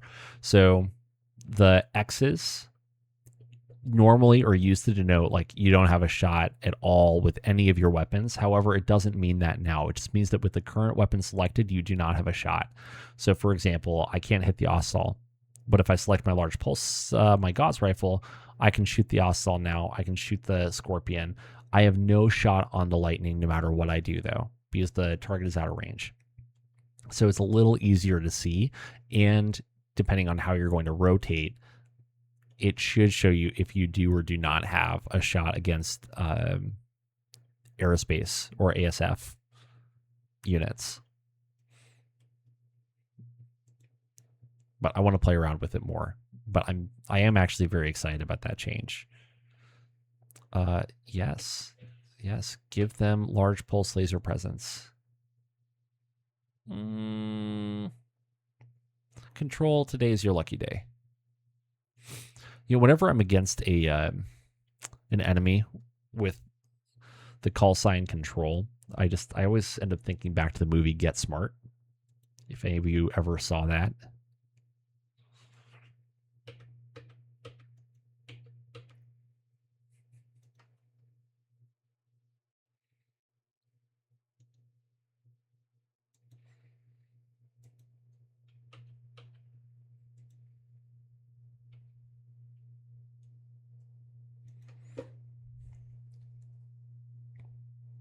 I think they also fixed the targeting of aerospace vehicles or aerospace fighters. But I want to actually play around with it more because the targeting of aerospace fighters in 50.11, I think needed some love. And I think as soon as it got released, they fixed it, which happens. Not a big deal.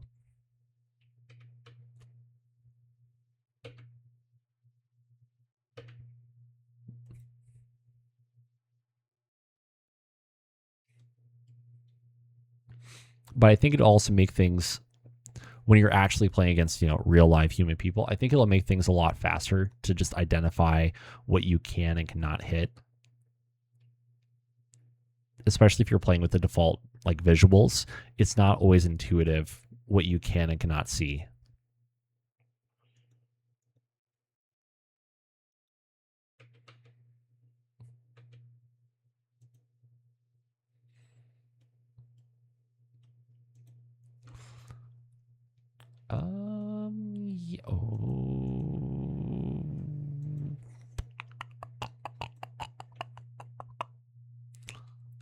Yeah, I just kind of feel like blowing up an Ossaul today.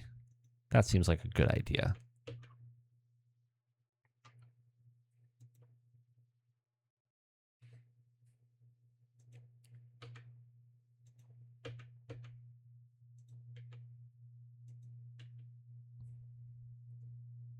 That should work.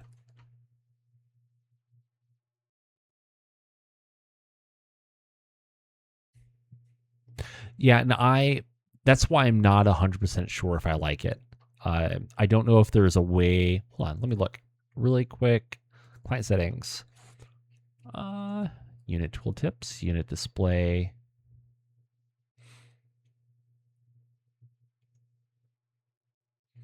Let's take a look and see if there's a way that you can turn it off.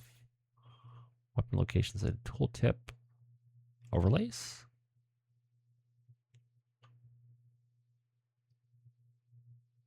Game board, perhaps.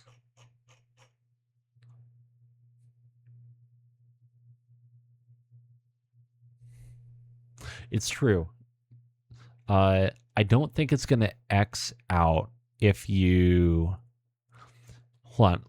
I need to look to see if it's going to X out still if it's an automatic miss, because that might also kind of play into it a little bit. But let me look.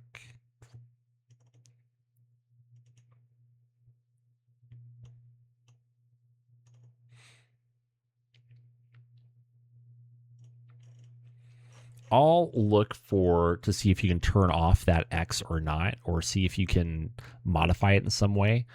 I'll take a look through the GitHub pull requests and the commits and see, or the commit log and see if I can find anything. I think that Applesauce should spend a turn cooling down.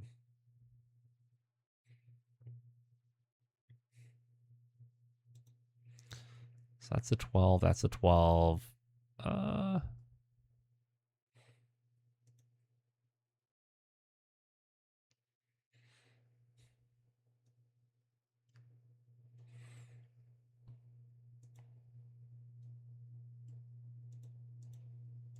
Just can't see those.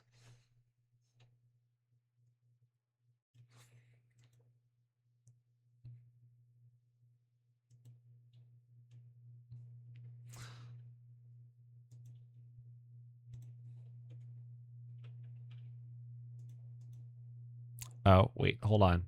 Yeah, so it's not going to X on a weapon if it's greater than a 12. Because like the LRM to hit is 13, it's still showing as a +9. So it's not going to do that. All it's going to show you is that it's out of range for that weapon.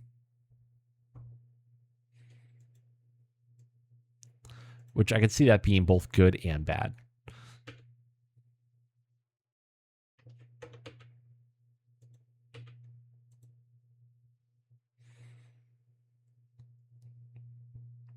Enemy Vulcan missed the Crusader. The enemy Ossaul firing at the Crusader hits with a large laser to the right arm, and a large laser into the right arm is down to 4 armor. Oof.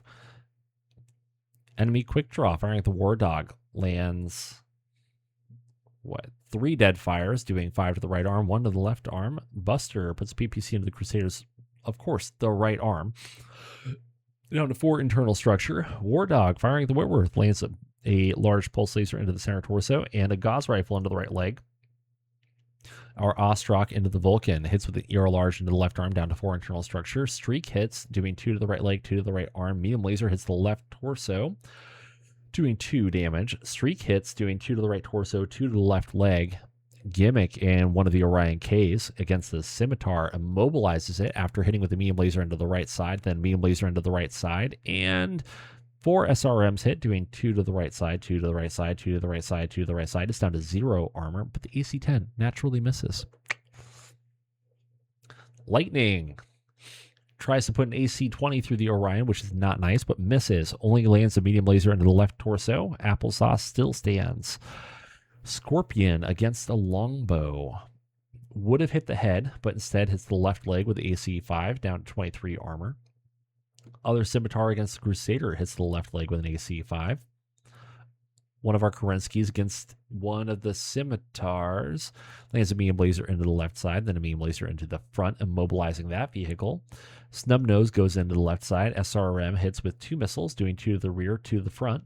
That's kind of hilarious. Did I not fire the Gauss rifle? That's funky. Then another one of our Orion Ks against the Whitworth misses everything. Longbow firing against the Ossaul. LRM 20 needs a 6, rolls a 4. LRM 20 needs a 6, rolls a 4. But the LRM 5, it manages to roll a 7 and hit with a whole 1 missile, doing 1 to the center torso. Then the other LRM hits, doing 3 damage to the right torso. And we hit with a medium laser against the left arm, doing 2 damage. Okay. Enemy scimitar firing at the Crusader hits with an AC 5 to the right torso. And 1 dead fire lands into the right leg, doing 3 damage. Our Crusader against the Vulcan lands a medium pulse into the right torso, medium laser into the right torso, and that's it. Oh, and a medium pulse into the right arm. Enemy Whitworth misses. Our other Orion misses. Oh, whoops. I forgot to change from flak ammo anyways. Womp womp. The Crusader took 20 damage, needs a 4, rolls an 8. Vulcan took 20 damage, needs a 6, rolls a 9. Whitworth took 20 damage, needs a 6, rolls an 11. Oof.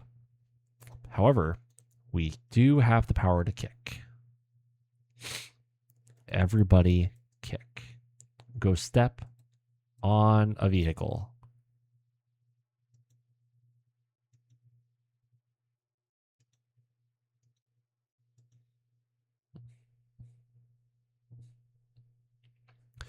Vulcan misses. Ostrak against the Vulcan hits the left leg, blowing off the left leg. Our Kerensky squishes a scimitar. The Crusader kicks the rear of the scimitar, doing 13 damage. Other Orion squishes the already squished scimitar. Vulcan lost a leg, automatically falls, does 4 damage to left torso, and the pilot takes a hit. Oh yeah, Whitworthless.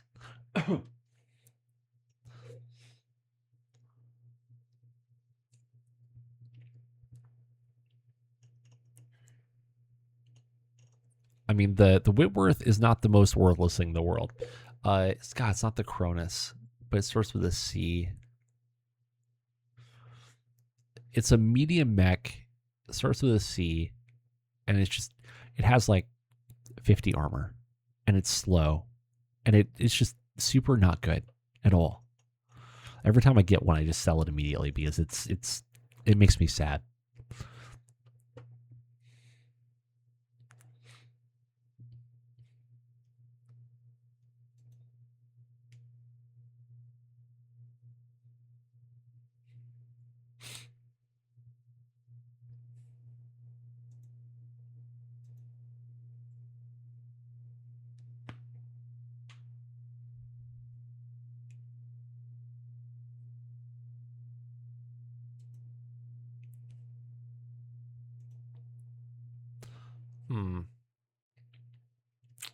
It's not quite where I want that Whitworth to be.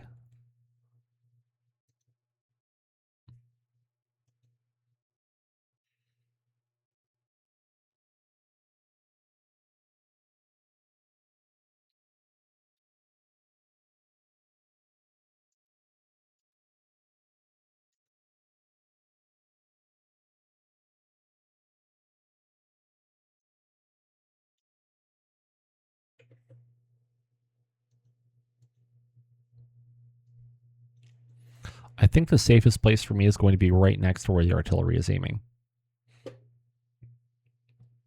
I legitimately think that might be the safest place for me.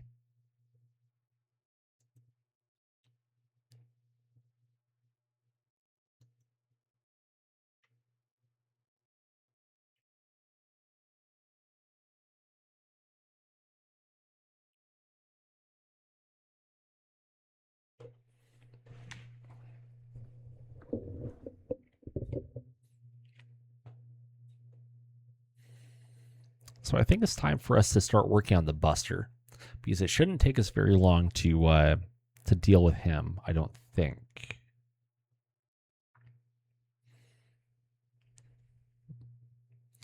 Now, unfortunately, applesauce is still a little toasty. So we're going to have to give them another turn or two to, cool down.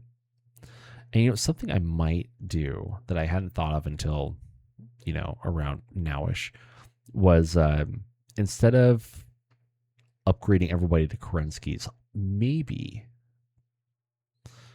just updating some of the Ks, and I don't know. Oh no, add.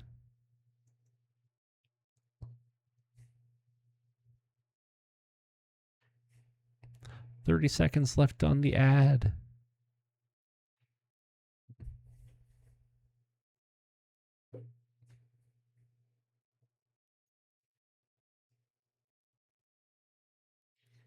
Let's just take a look at something. Good deal.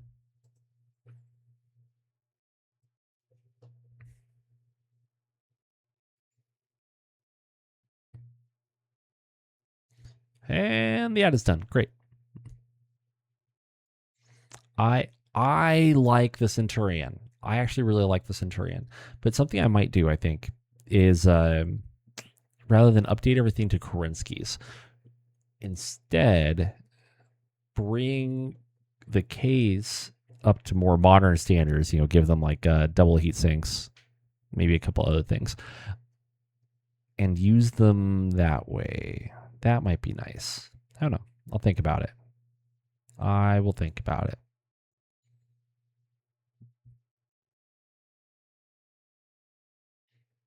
Okay, random question because I don't know. Clint, that's what it is. The Clint, I think. Is it the Clint? Pretty sure it's the Clint. Hold on. Now I have to go look.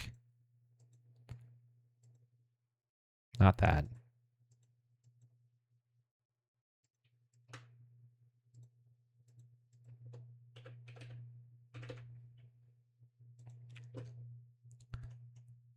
Yeah, it's the Clint.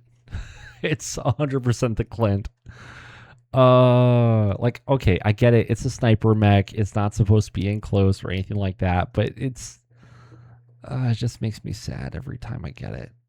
It's so sad because you end up getting like this variant that has a large laser and a couple of medium lasers, and it melts. I know, but maybe I need to give it more of a chance.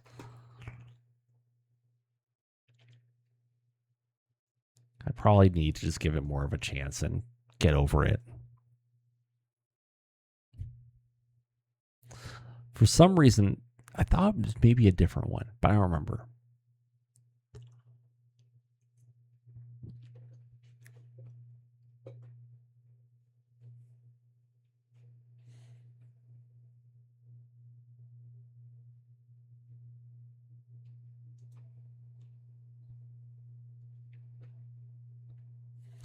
Well, the Vulcan tried to stand and fell, and yeah.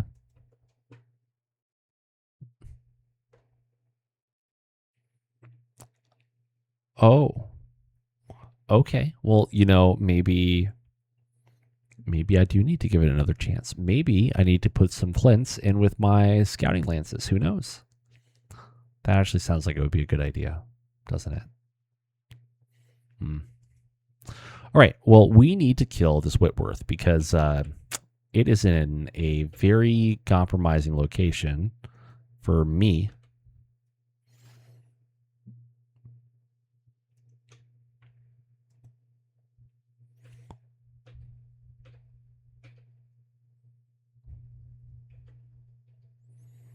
Well, not my mech, not my problem. Just, shoot all the things.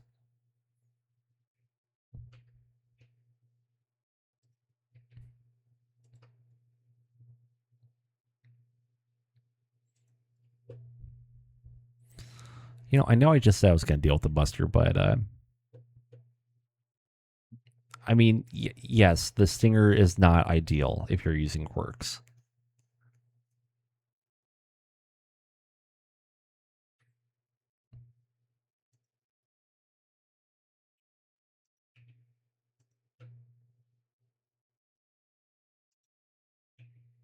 Let's do that. And then for you,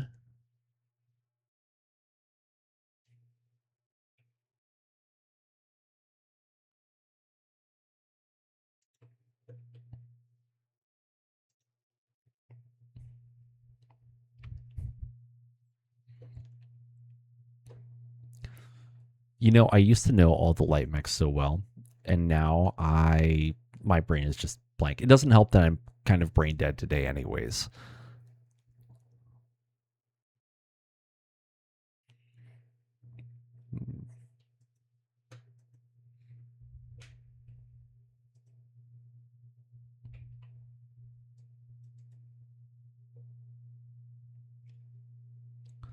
Let's see. No, you can't go 8 over on heat. You can, but you shouldn't.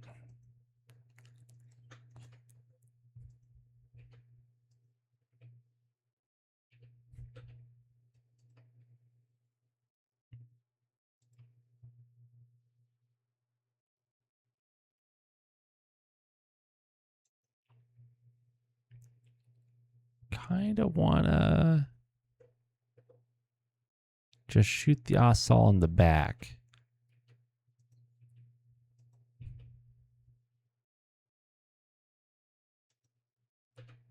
Yeah, I'll be fine. Nothing could possibly go wrong. Our Orion firing into the Whitworth. Lands a medium laser into the right leg, critting on the hip. That'll work. Whitworth firing at the Orion. Puts medium laser into the right leg. Missed with everything else. Our allied War Dog hits with the streak, doing 2 to the right torso, 2 more to the right torso. Large pulse goes into the right torso, critting on the LRM-10, down to 9 internal structure. Gauss rifle goes into the left torso, down to 7 internal structure. Medium pulse into the right arm. Medium pulse into the left leg, critting on the upper leg and the lower leg. He's going to be taking a tumble. Then the longbow puts 12 missiles into the Whitworth, doing 5 to the left leg, 5 to the left torso. Critting on the non-existent deadfire ammo, 2 to the right torso. Then 3 more LRMs go into the center torso. Crusader, firing at the Ossaul, puts 3 SRMs in, doing 2 to the center torso and 4 to the right arm. Medium pulse goes into the right torso. Medium pulse into the right torso. The Orion firing at the Scimitar puts a medium laser through the right side, destroying the Scimitar. Another Orion firing at the Ossaul hits the head with the medium laser, down to 3 armor, and the pilot takes a hit. Then AC-10 into the right torso, down to 5 armor there. Enemy Vulcan misses. Buster lands a PPC into the Ostrak. He has been hitting every single turn. So Ostrak's left leg is down to 3 armor. Enemy Quick Draw firing at the Orion lands a medium laser into the right torso. APC firing at the Orion lands a machine gun into the left torso. One of our Kerenskys puts Gauss rifle into the Buster's right torso, down to 7 internal structure, and critting on the PPC. Thank you. Then our PPC goes into the left leg, down to 0 armor. Missed with the SRM, missed with the medium laser. Ossaul firing at the Crusader, hits with the large laser into the left arm. Medium laser to center torso, medium laser center torso. Scorpion firing at the Ostrak misses. Our Ostrak firing at the Ossaul hits with an ER large into the left leg. Medium laser to left leg, ER large to the center torso. Streak goes in, hitting 2 to the left torso, 2 to the center torso, and then another streak hits, doing 2 to the left arm, 2 to the left leg. Ossaul took 40 damage, needs a 7, rolls a 7. Whitworth is having a bad day. Needs an 11, rolls a 2. Falls, does 4 damage to the right leg, and the pilot takes a hit, and they crit on the right leg again because that wasn't enough, but no effect. Buster took 20 damage, needs a 6, rolls a 12.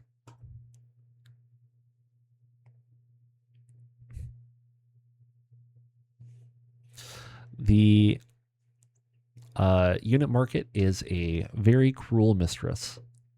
I think it was it's my current off-stream campaign. I decided to try something different with it. So I gave myself, I rolled for starting capital out of campaign ops. And I gave myself a single elite pilot as the founder of the company, and then essentially his admin buddy, who was just like a veteran admin. And that's all I got to start my company with. And then, I don't know, it was right at the beginning of the Clan Wars. I think I gave myself, it's like 65 million or something, I think. And I had to build my entire company off of what I could find in the personnel market and the unit market only. I couldn't do company generation. It was actually a lot of fun. I ended up just chilling at Galatea for, I don't know, it was like 6 months, 6 or 8 months, just waiting while I hired people, found equipment, did all the things.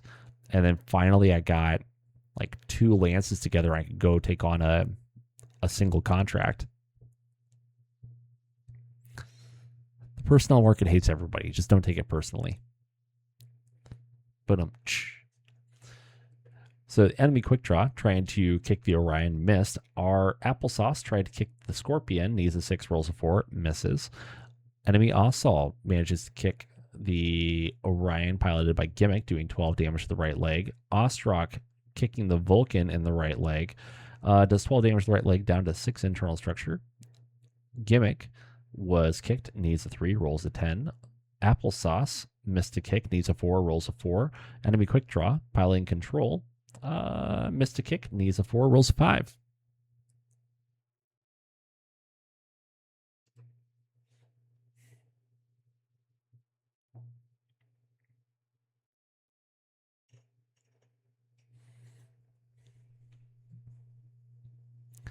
Let's take a look-see here. What do we got? What do we got? So, just to make sure. Oh, yeah, they are still very much doing fine in terms of units.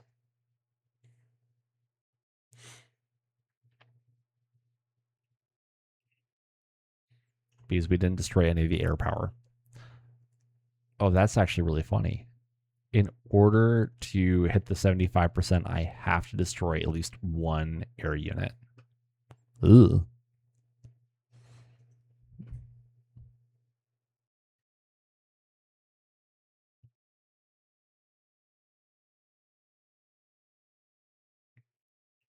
Okay, I have some friends arriving. There's artillery allegedly coming to help me. Oh, good. And then the enemy brought their... have 2 aerospace re-entering. And we have some allied tanks. This is good. Everything is good.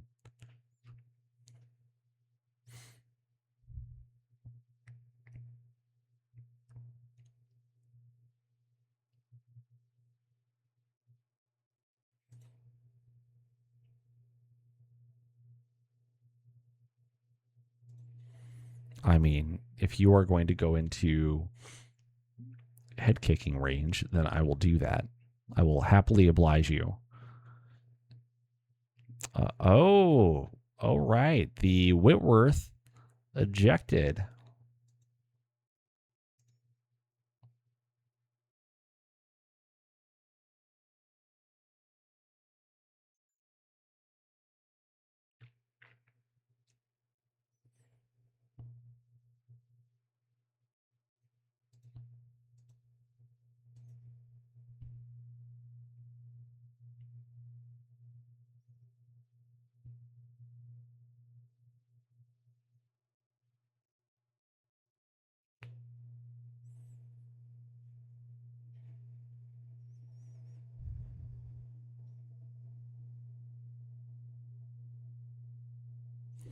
Well, now all we have to do is wait on the computer to figure out what it wants to do with its life.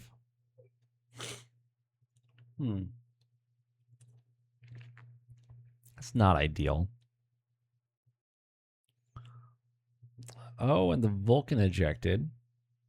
Good to know. These 2 should very handily be able to take that dude.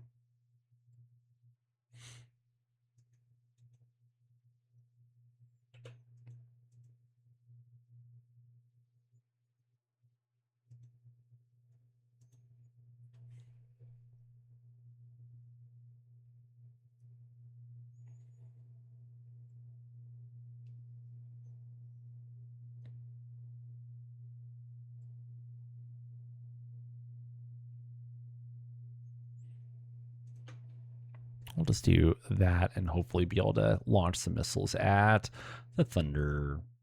Bird.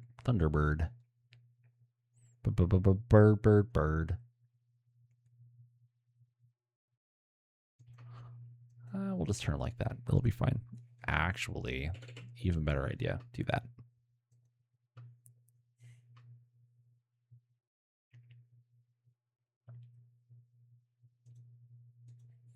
What are we at for heat? 7 heat.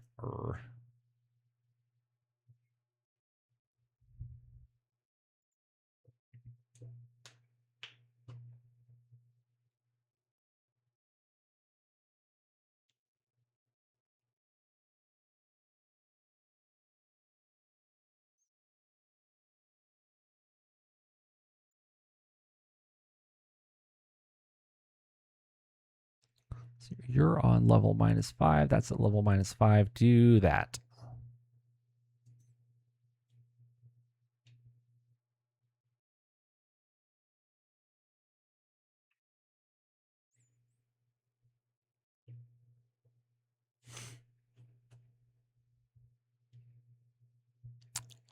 That artillery has not hit anywhere within the neighborhood this entire game. Yeah, they have not gotten anywhere close to the neighborhood this entire game.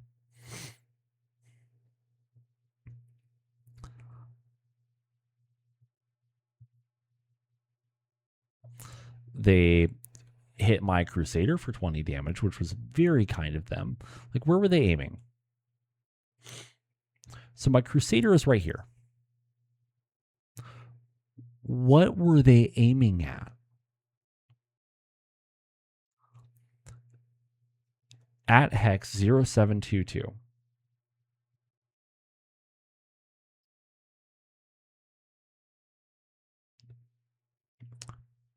Firing at this hex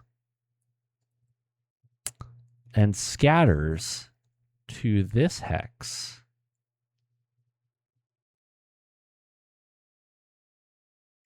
That is a 4 hex difference, my friends. So, Crusader takes 20 damage, doing 5 to the left leg, 5 to the left arm, 5 to the left arm, and 5 to the right leg. Then the other artillery, also aiming at 0722, scatters to 0320, doing 25 damage to the Crusader. It is now up to 45 damage just from friendly artillery this turn alone, doing 5 to the left leg, 5 to the left arm, 5 to the center torso, 5 to the left torso, and 5 to the right leg. Crusader took 40 damage, needs a 5, rolls a 5, manages to stay standing. I hate artillery so much. So very much. Let's see here. So Minerva, you can shoot at the cheetah if you want to, or you can shoot at the Assault. I think we're going to do the Assault. You're probably about to get rocked by some fuel air missiles, but whatever. Or fuel air bombs, but it's fine. I mean, on the bright side, the pilot's totally fine. The pilot's totes cool. He's just living his best life over there.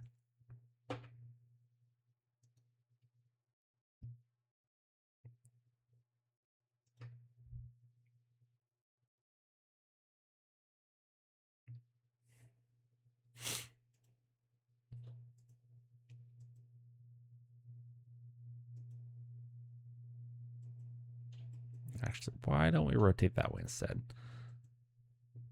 Yes, I like the idea of a large pulse laser being able to go in as opposed to a Gauss rifle that might miss. That'll be about it.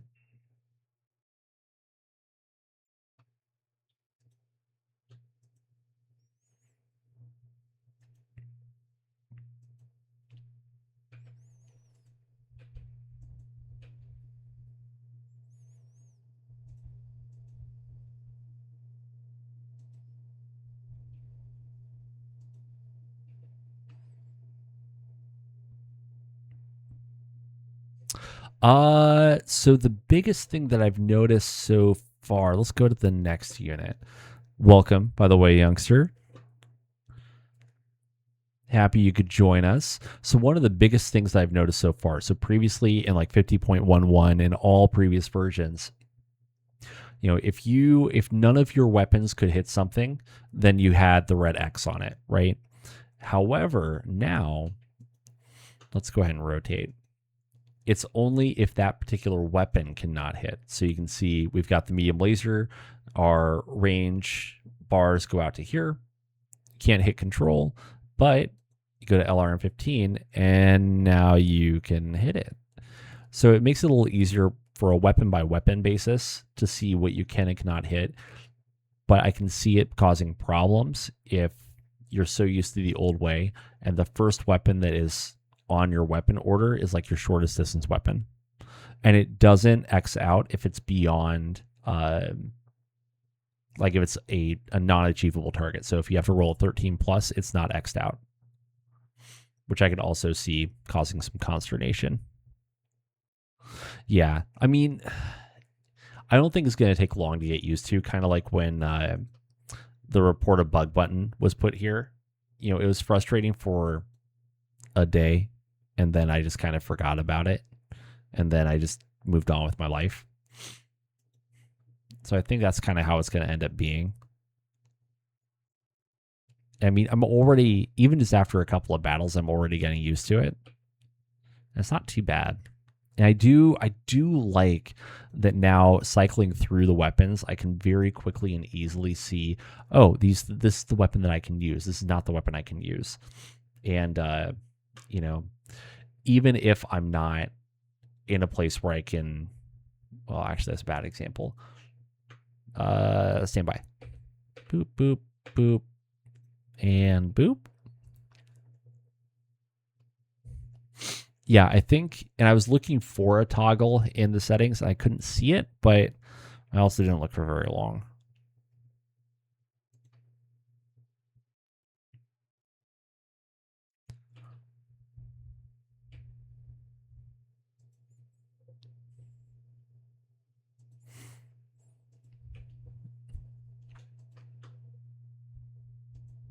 No.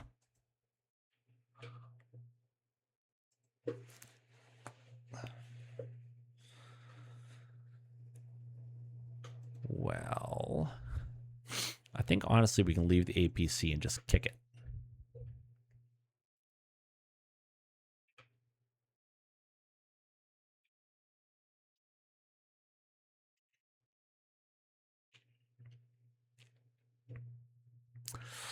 Looks like some people had very bad days, but let's take a look. So, allied venom into the armor personnel carrier does bad things to them, but they are still standing. The Clint firing at the cheetah lands some AC5 flak, doing 3 damage to the right wing, and then the Thunderbird dive bombs and causes some inferno bombs to go off on the venom, as well as some fuel air bombs and some other badness. So it takes 2 engine crits, and it gets awful warm. And the crab also takes some hits. Our Ostrak firing at the Ossaul lands an ER large into the right leg, ER large into the right leg. And then the Streaks land, doing 2 to the center torso, 2 to the left arm. The enemy foot platoon at the Crusader does 2 damage to the left torso. Our Orion against the Buster puts a medium laser into the center torso. AC-10 goes into the left leg, blowing off the left leg, which is really neat. Allied Phoenix Hawk into the Buster, puts an ER large into the right torso, destroying the right torso, blowing off the right arm. Allied Crab into the Ossaul, misses. War Dog puts a large pulse into the right leg of the quick draw, down to 6 armor. Crusader firing at the foot platoon lands a medium pulse, doing 6 damage. It's down to 1 person, and then gets completely roasted by another medium pulse. And a medium laser goes into the left side of the Scorpion, doing some minor motive damage. Wyvern firing at the Cheetah lands an ER large at the nose, ER medium into the aft, possibly out of control. We'll have to see how that roll goes. Allied Locust into the Ossaul lands, 1 missile, doing 1 to the right torso. Quick draw into the War Dog, puts a medium laser into the center torso rear, and 2 dead fires hit, doing 3 to the center torso rear, 2 to the left leg. Our Orion into the Ossaul, puts a medium laser into the right torso. And AC-10, oh man, well, I mean, guess not the end of the world. Hits with 8 fragments, doing 5 to the head and 3 to the left leg. That head is barely holding on with 1 whole internal structure. Scorpion at the Crusader hits with an AC-5 into the left leg. Longbow firing at the Thunderbird lands with 12 LRMs, doing 5 to the aft, 5 to the right wing, 2 to the nose. Another 2 missiles hit, going into the right wing, 3 more missiles into the nose. Orion into the Scorpion, destroys the Scorpion. Orion into the quick draw, Lands an AC-10 into the left torso. Vedette misses. Scarabus misses. APC into the Orion, hits with a machine gun to the right arm. Kerensky into the Ossol, medium laser into the left leg, and medium laser into the center torso. PPC hits the right torso, critting with no effect, but down to 3 internal structure. SRM hits with 2 missiles, doing 2 to the left torso, 2 to the right leg. Hunter misses the Thunderbird. Enemy Ossol into the Ostrock, hits with a large laser to the right arm, down to 1 armor. Ugh. Cheetah takes 2 damage to the right torso. I'm sorry, Ostrak takes 2 damage to the right torso, and another 2 to the center torso, and 3 to the left torso. Then 5 to the right leg, 1 to the left torso. Okay, so Allied Venom needs a 5, rolls a 6, stays standing. Enemy Ossol needs a 7, rolls a 6, falls onto its left side, doing 5 to the center torso, 1 to the left arm. Pilot avoids damage. Enemy Buster lost a leg, automatically falls down, does 5 to the center torso or rear. The pilot takes a hit, and the engine stalled. Womp womp. Sad day for everybody. Okay, who are we on first? So Minerva, don't kick the pilot. Let's see here. You can kick an APC.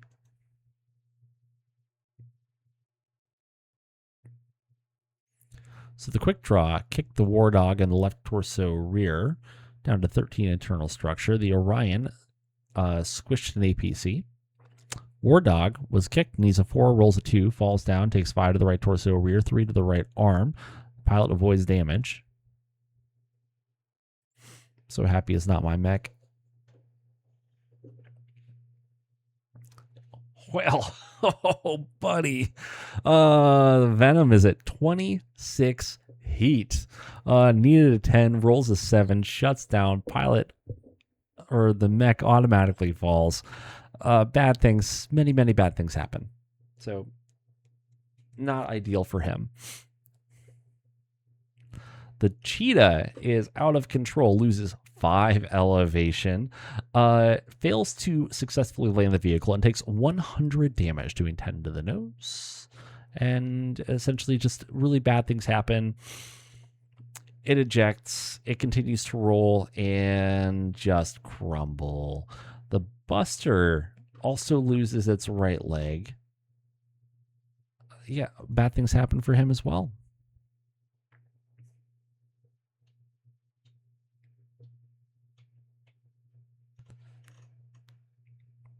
Okay, we are getting there.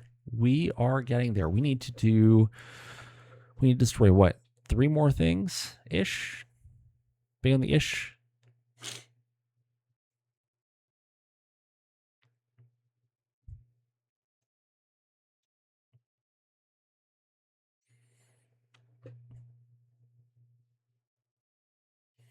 Okay, what wonderful things is the artillery going to do for me this turn? They only did 45 damage to my Crusader last turn. I think that they can do better. I think they can do better. And I would like to see them do better.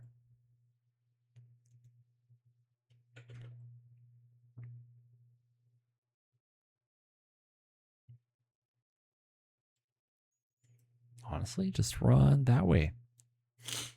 I think it's time for us to try to take out the Thunderbird.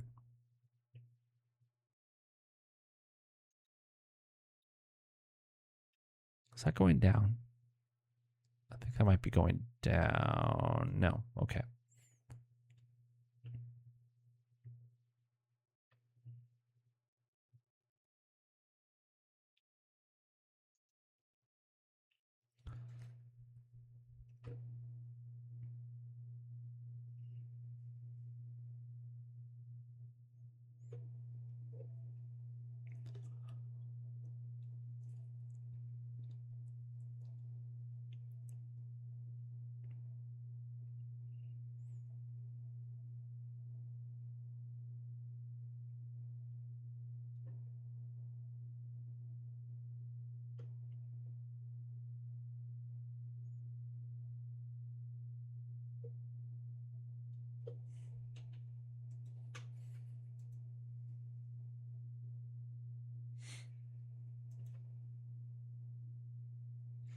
I don't foresee this Ossol making it out of this turn alive.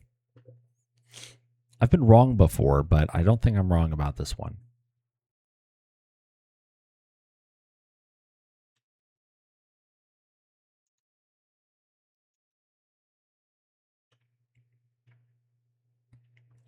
Also, youngster, you'd be proud of me. I think that there are no less than 5 Orions on my side right now.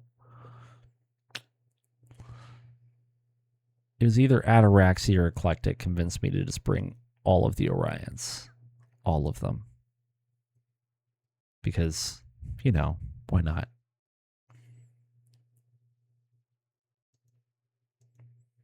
Uki was trying to make me feel bad, but it didn't work. Did not work at all.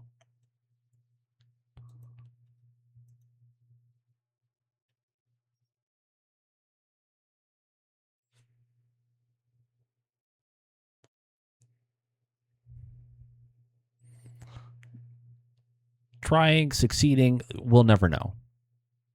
We shall never know. And, you know, definition was never fully clear, so it might be 1 billion Orions. We don't know. Maybe I get my billion C-bills by selling 100 million Orions.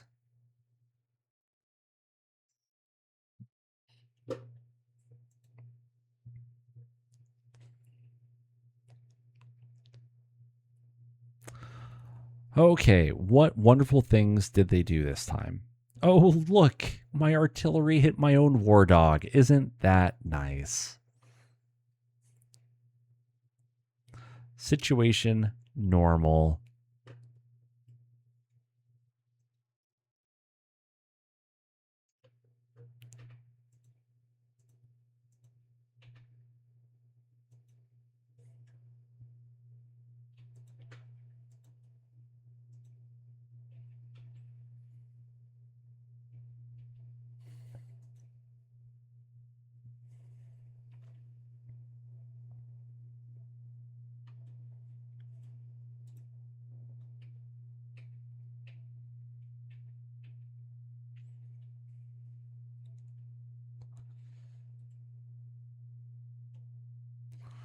Honestly, there's not a lot of point in continuing to shoot at the Ossol because it's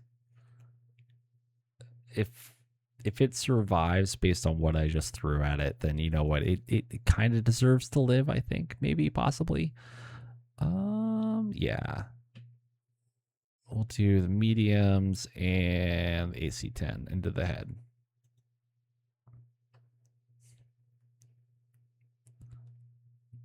And skip.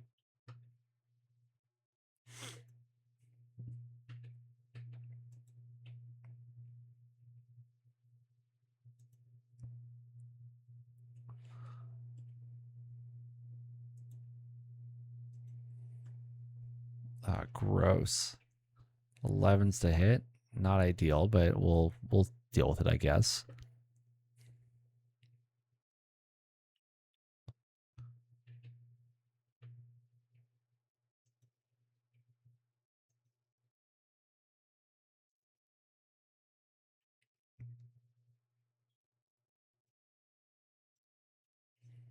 So the Orion at the Thunderbolt hits with 9 missiles, doing 5 to the nose, 4 to the right wing. AC-5 hits with 4 fragments, doing 4 to the aft. War Dog puts a medium pulse into the left leg of the quick draw, medium pulse into the left torso of the quick draw. Hunter at the quick draw misses. Enemy Ossol at the Ostrock hits the left torso with the large laser, medium laser into the left torso, and a medium laser into the right leg. One of our Kerenskis into the Ossol puts a medium laser into the right torso rear, critting on medium laser into the left leg, snub nose into the center torso rear down to 16, hit with 1 SRM into the left arm, and miss with the Gauss rifle. That is unfortunate. Quick draw, enemy quick draw at the War Dog puts a medium laser into the right leg, critting on the lower leg, and 3 Deadfire LRMs hit, doing 5 to the left arm, 1 to the left torso. Crab firing at the Ossol puts a large laser into the center torso, large laser into the right torso, destroying the right torso, blowing off the right arm, transferring some to the center torso. Then the Buster takes some hits and is destroyed. And if that wasn't enough, we may have just, destroyed the head as well. The ally Clint at the Ossaul doesn't. Oh no, it's still alive. Does 2 to the center torso.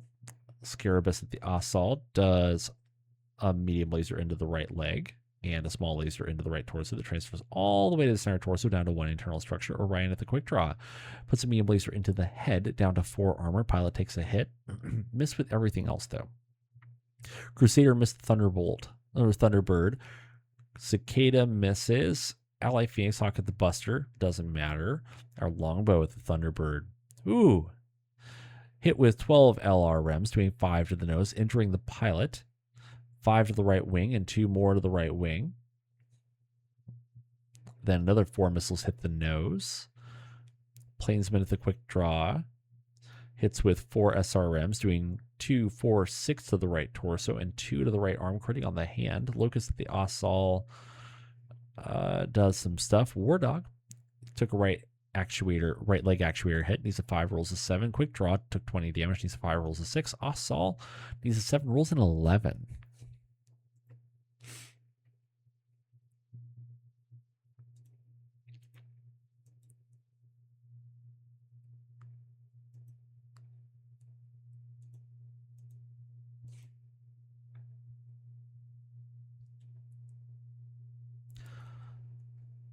Well, the Orion kicking at the Ossaul does 15 damage to the left leg, transferring to the left torso rear, destroying the leg.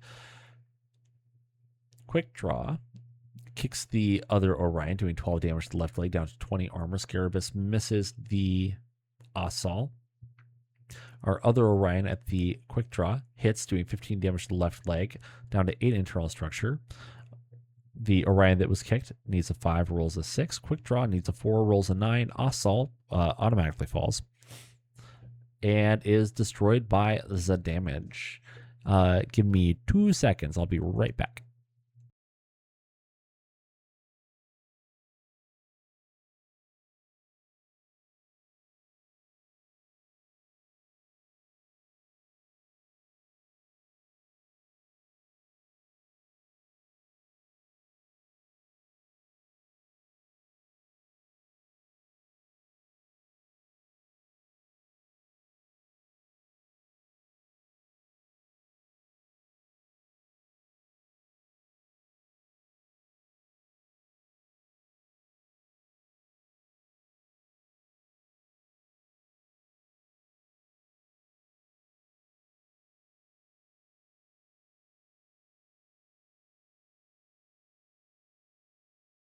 There we go. Okay.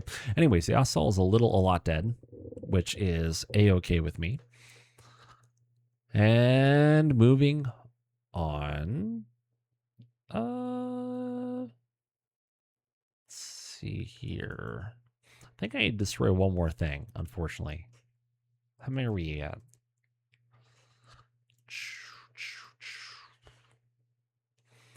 Because...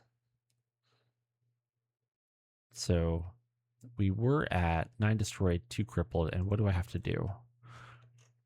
Destroy or cripple? Destroy or route.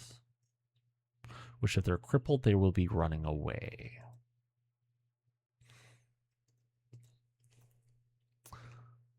And I just destroyed one of them.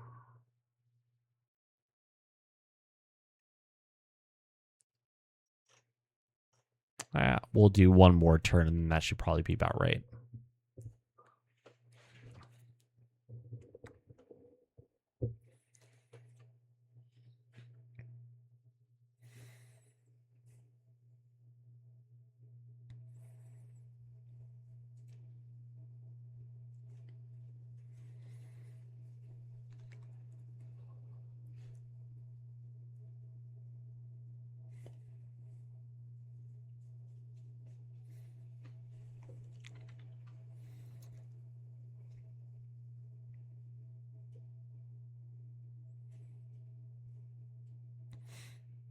Hold on, let's take a look here because I totally forgot to look when it popped up. Round report. So yeah, team 2, I have to destroy One more unit. If I would have destroyed the quick draw that last turn, then we would have been done. But alas, we did not destroy it.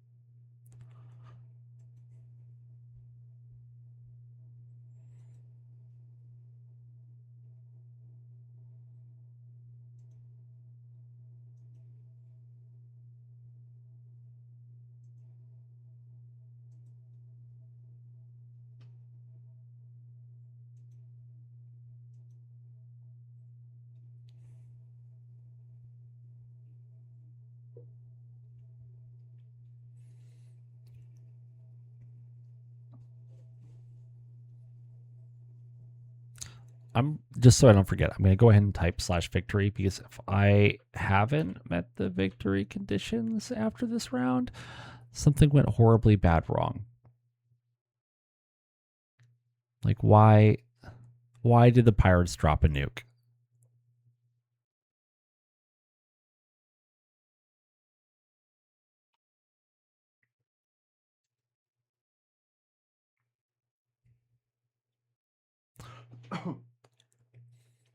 Well, while we're waiting on the enemy mech commander, so I've been streaming for a little over 2.5 hours. I think almost everybody here has followed the channel, but if by some chance you have not followed the channel, please hit the follow button. If you're watching this later on YouTube and you want to pop on over and follow the channel, I would never say no.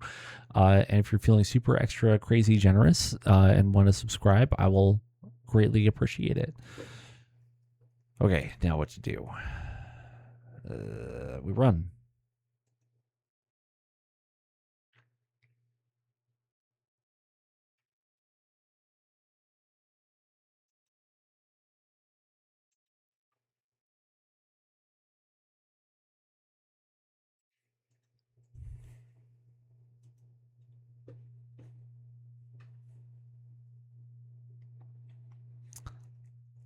Oh, good. Still hitting allies by our enemy.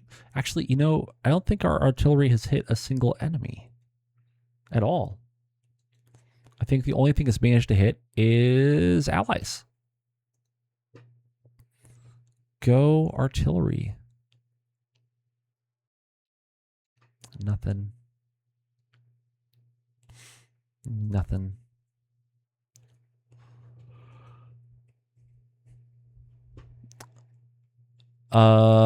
That was not an enemy crusader. That was my crusader. They did 45 damage to my crusader. The enemy didn't have one.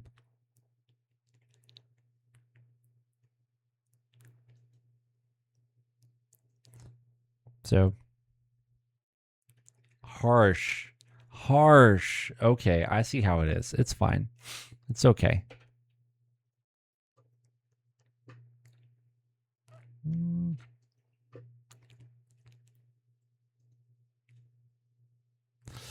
Okay, don't launch the swarm missiles. That would be bad.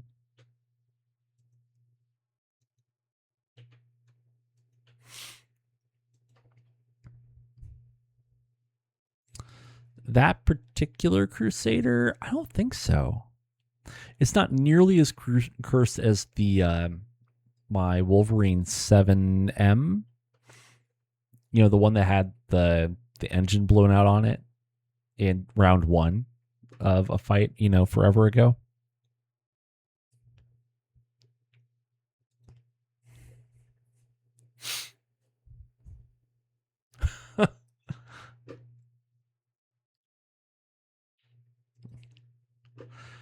I'll just start naming all of the enemy pilots at Araxi.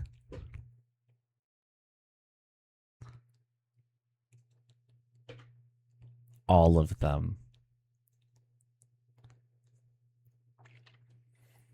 All right, how long does it take for the quick draw to die? That's going to be the question. So Clint hits it. Scarabus misses. Cicada hits it, destroys the right arm. Ostrock missed. Locust missed. Vedette killed the pilot that was wandering around. Crab misses.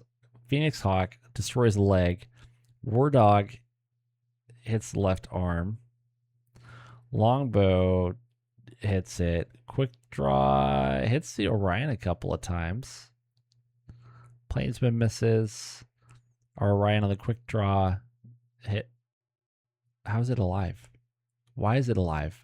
So it fell, destroyed its left arm, destroyed its left torso. It's very, very much not able to go anywhere or do anything. I don't know. If you keep taunting me, I might just start naming all of the Op 4 Ataraxi. I might even rename whoever I'm fighting against Ataraxi's Legion or something, just to really send the message home.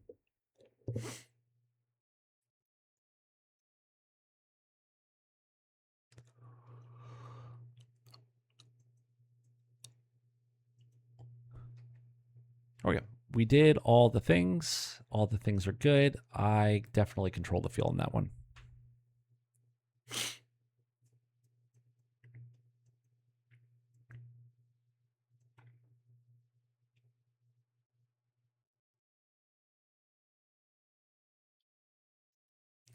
This is very good.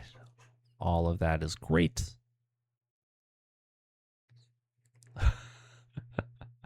Hey, you never know. Maybe I should rename the Op 4 just for that reason. All right. So let's recover all the things maybe. Man, everything just got wrecked.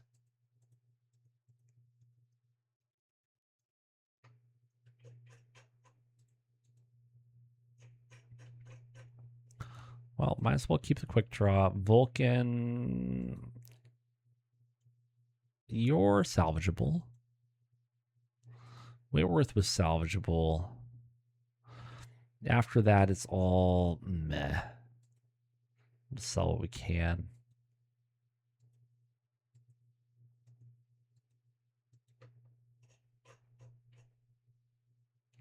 Is it full foot platoon or is it that's just a squad? So we'll sell that one too.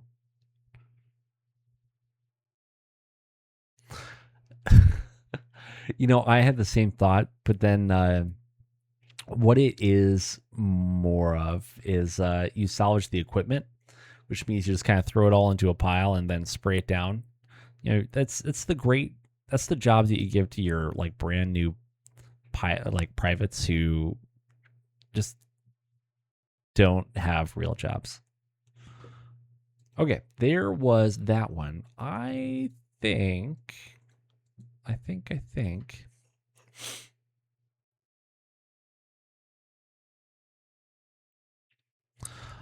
might let this one go.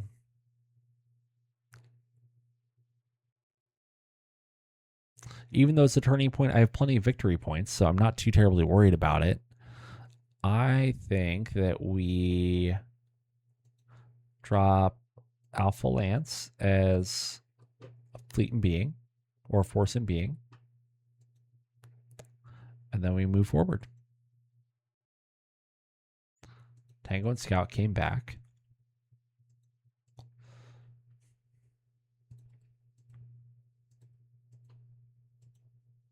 Aha! Okay, great.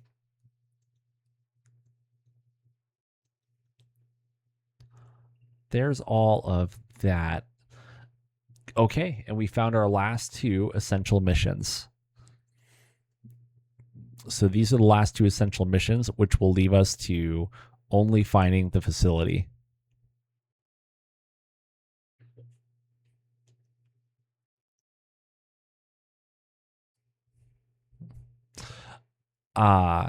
Yeah, that sounds less than desirable.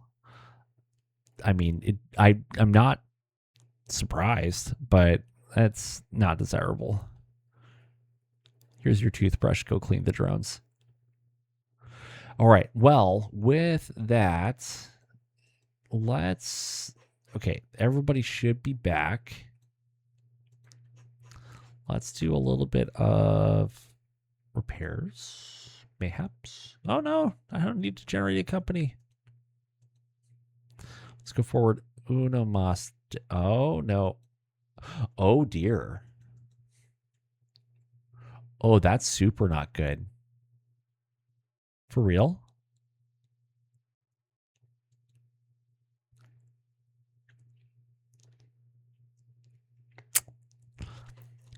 That's super duper not good.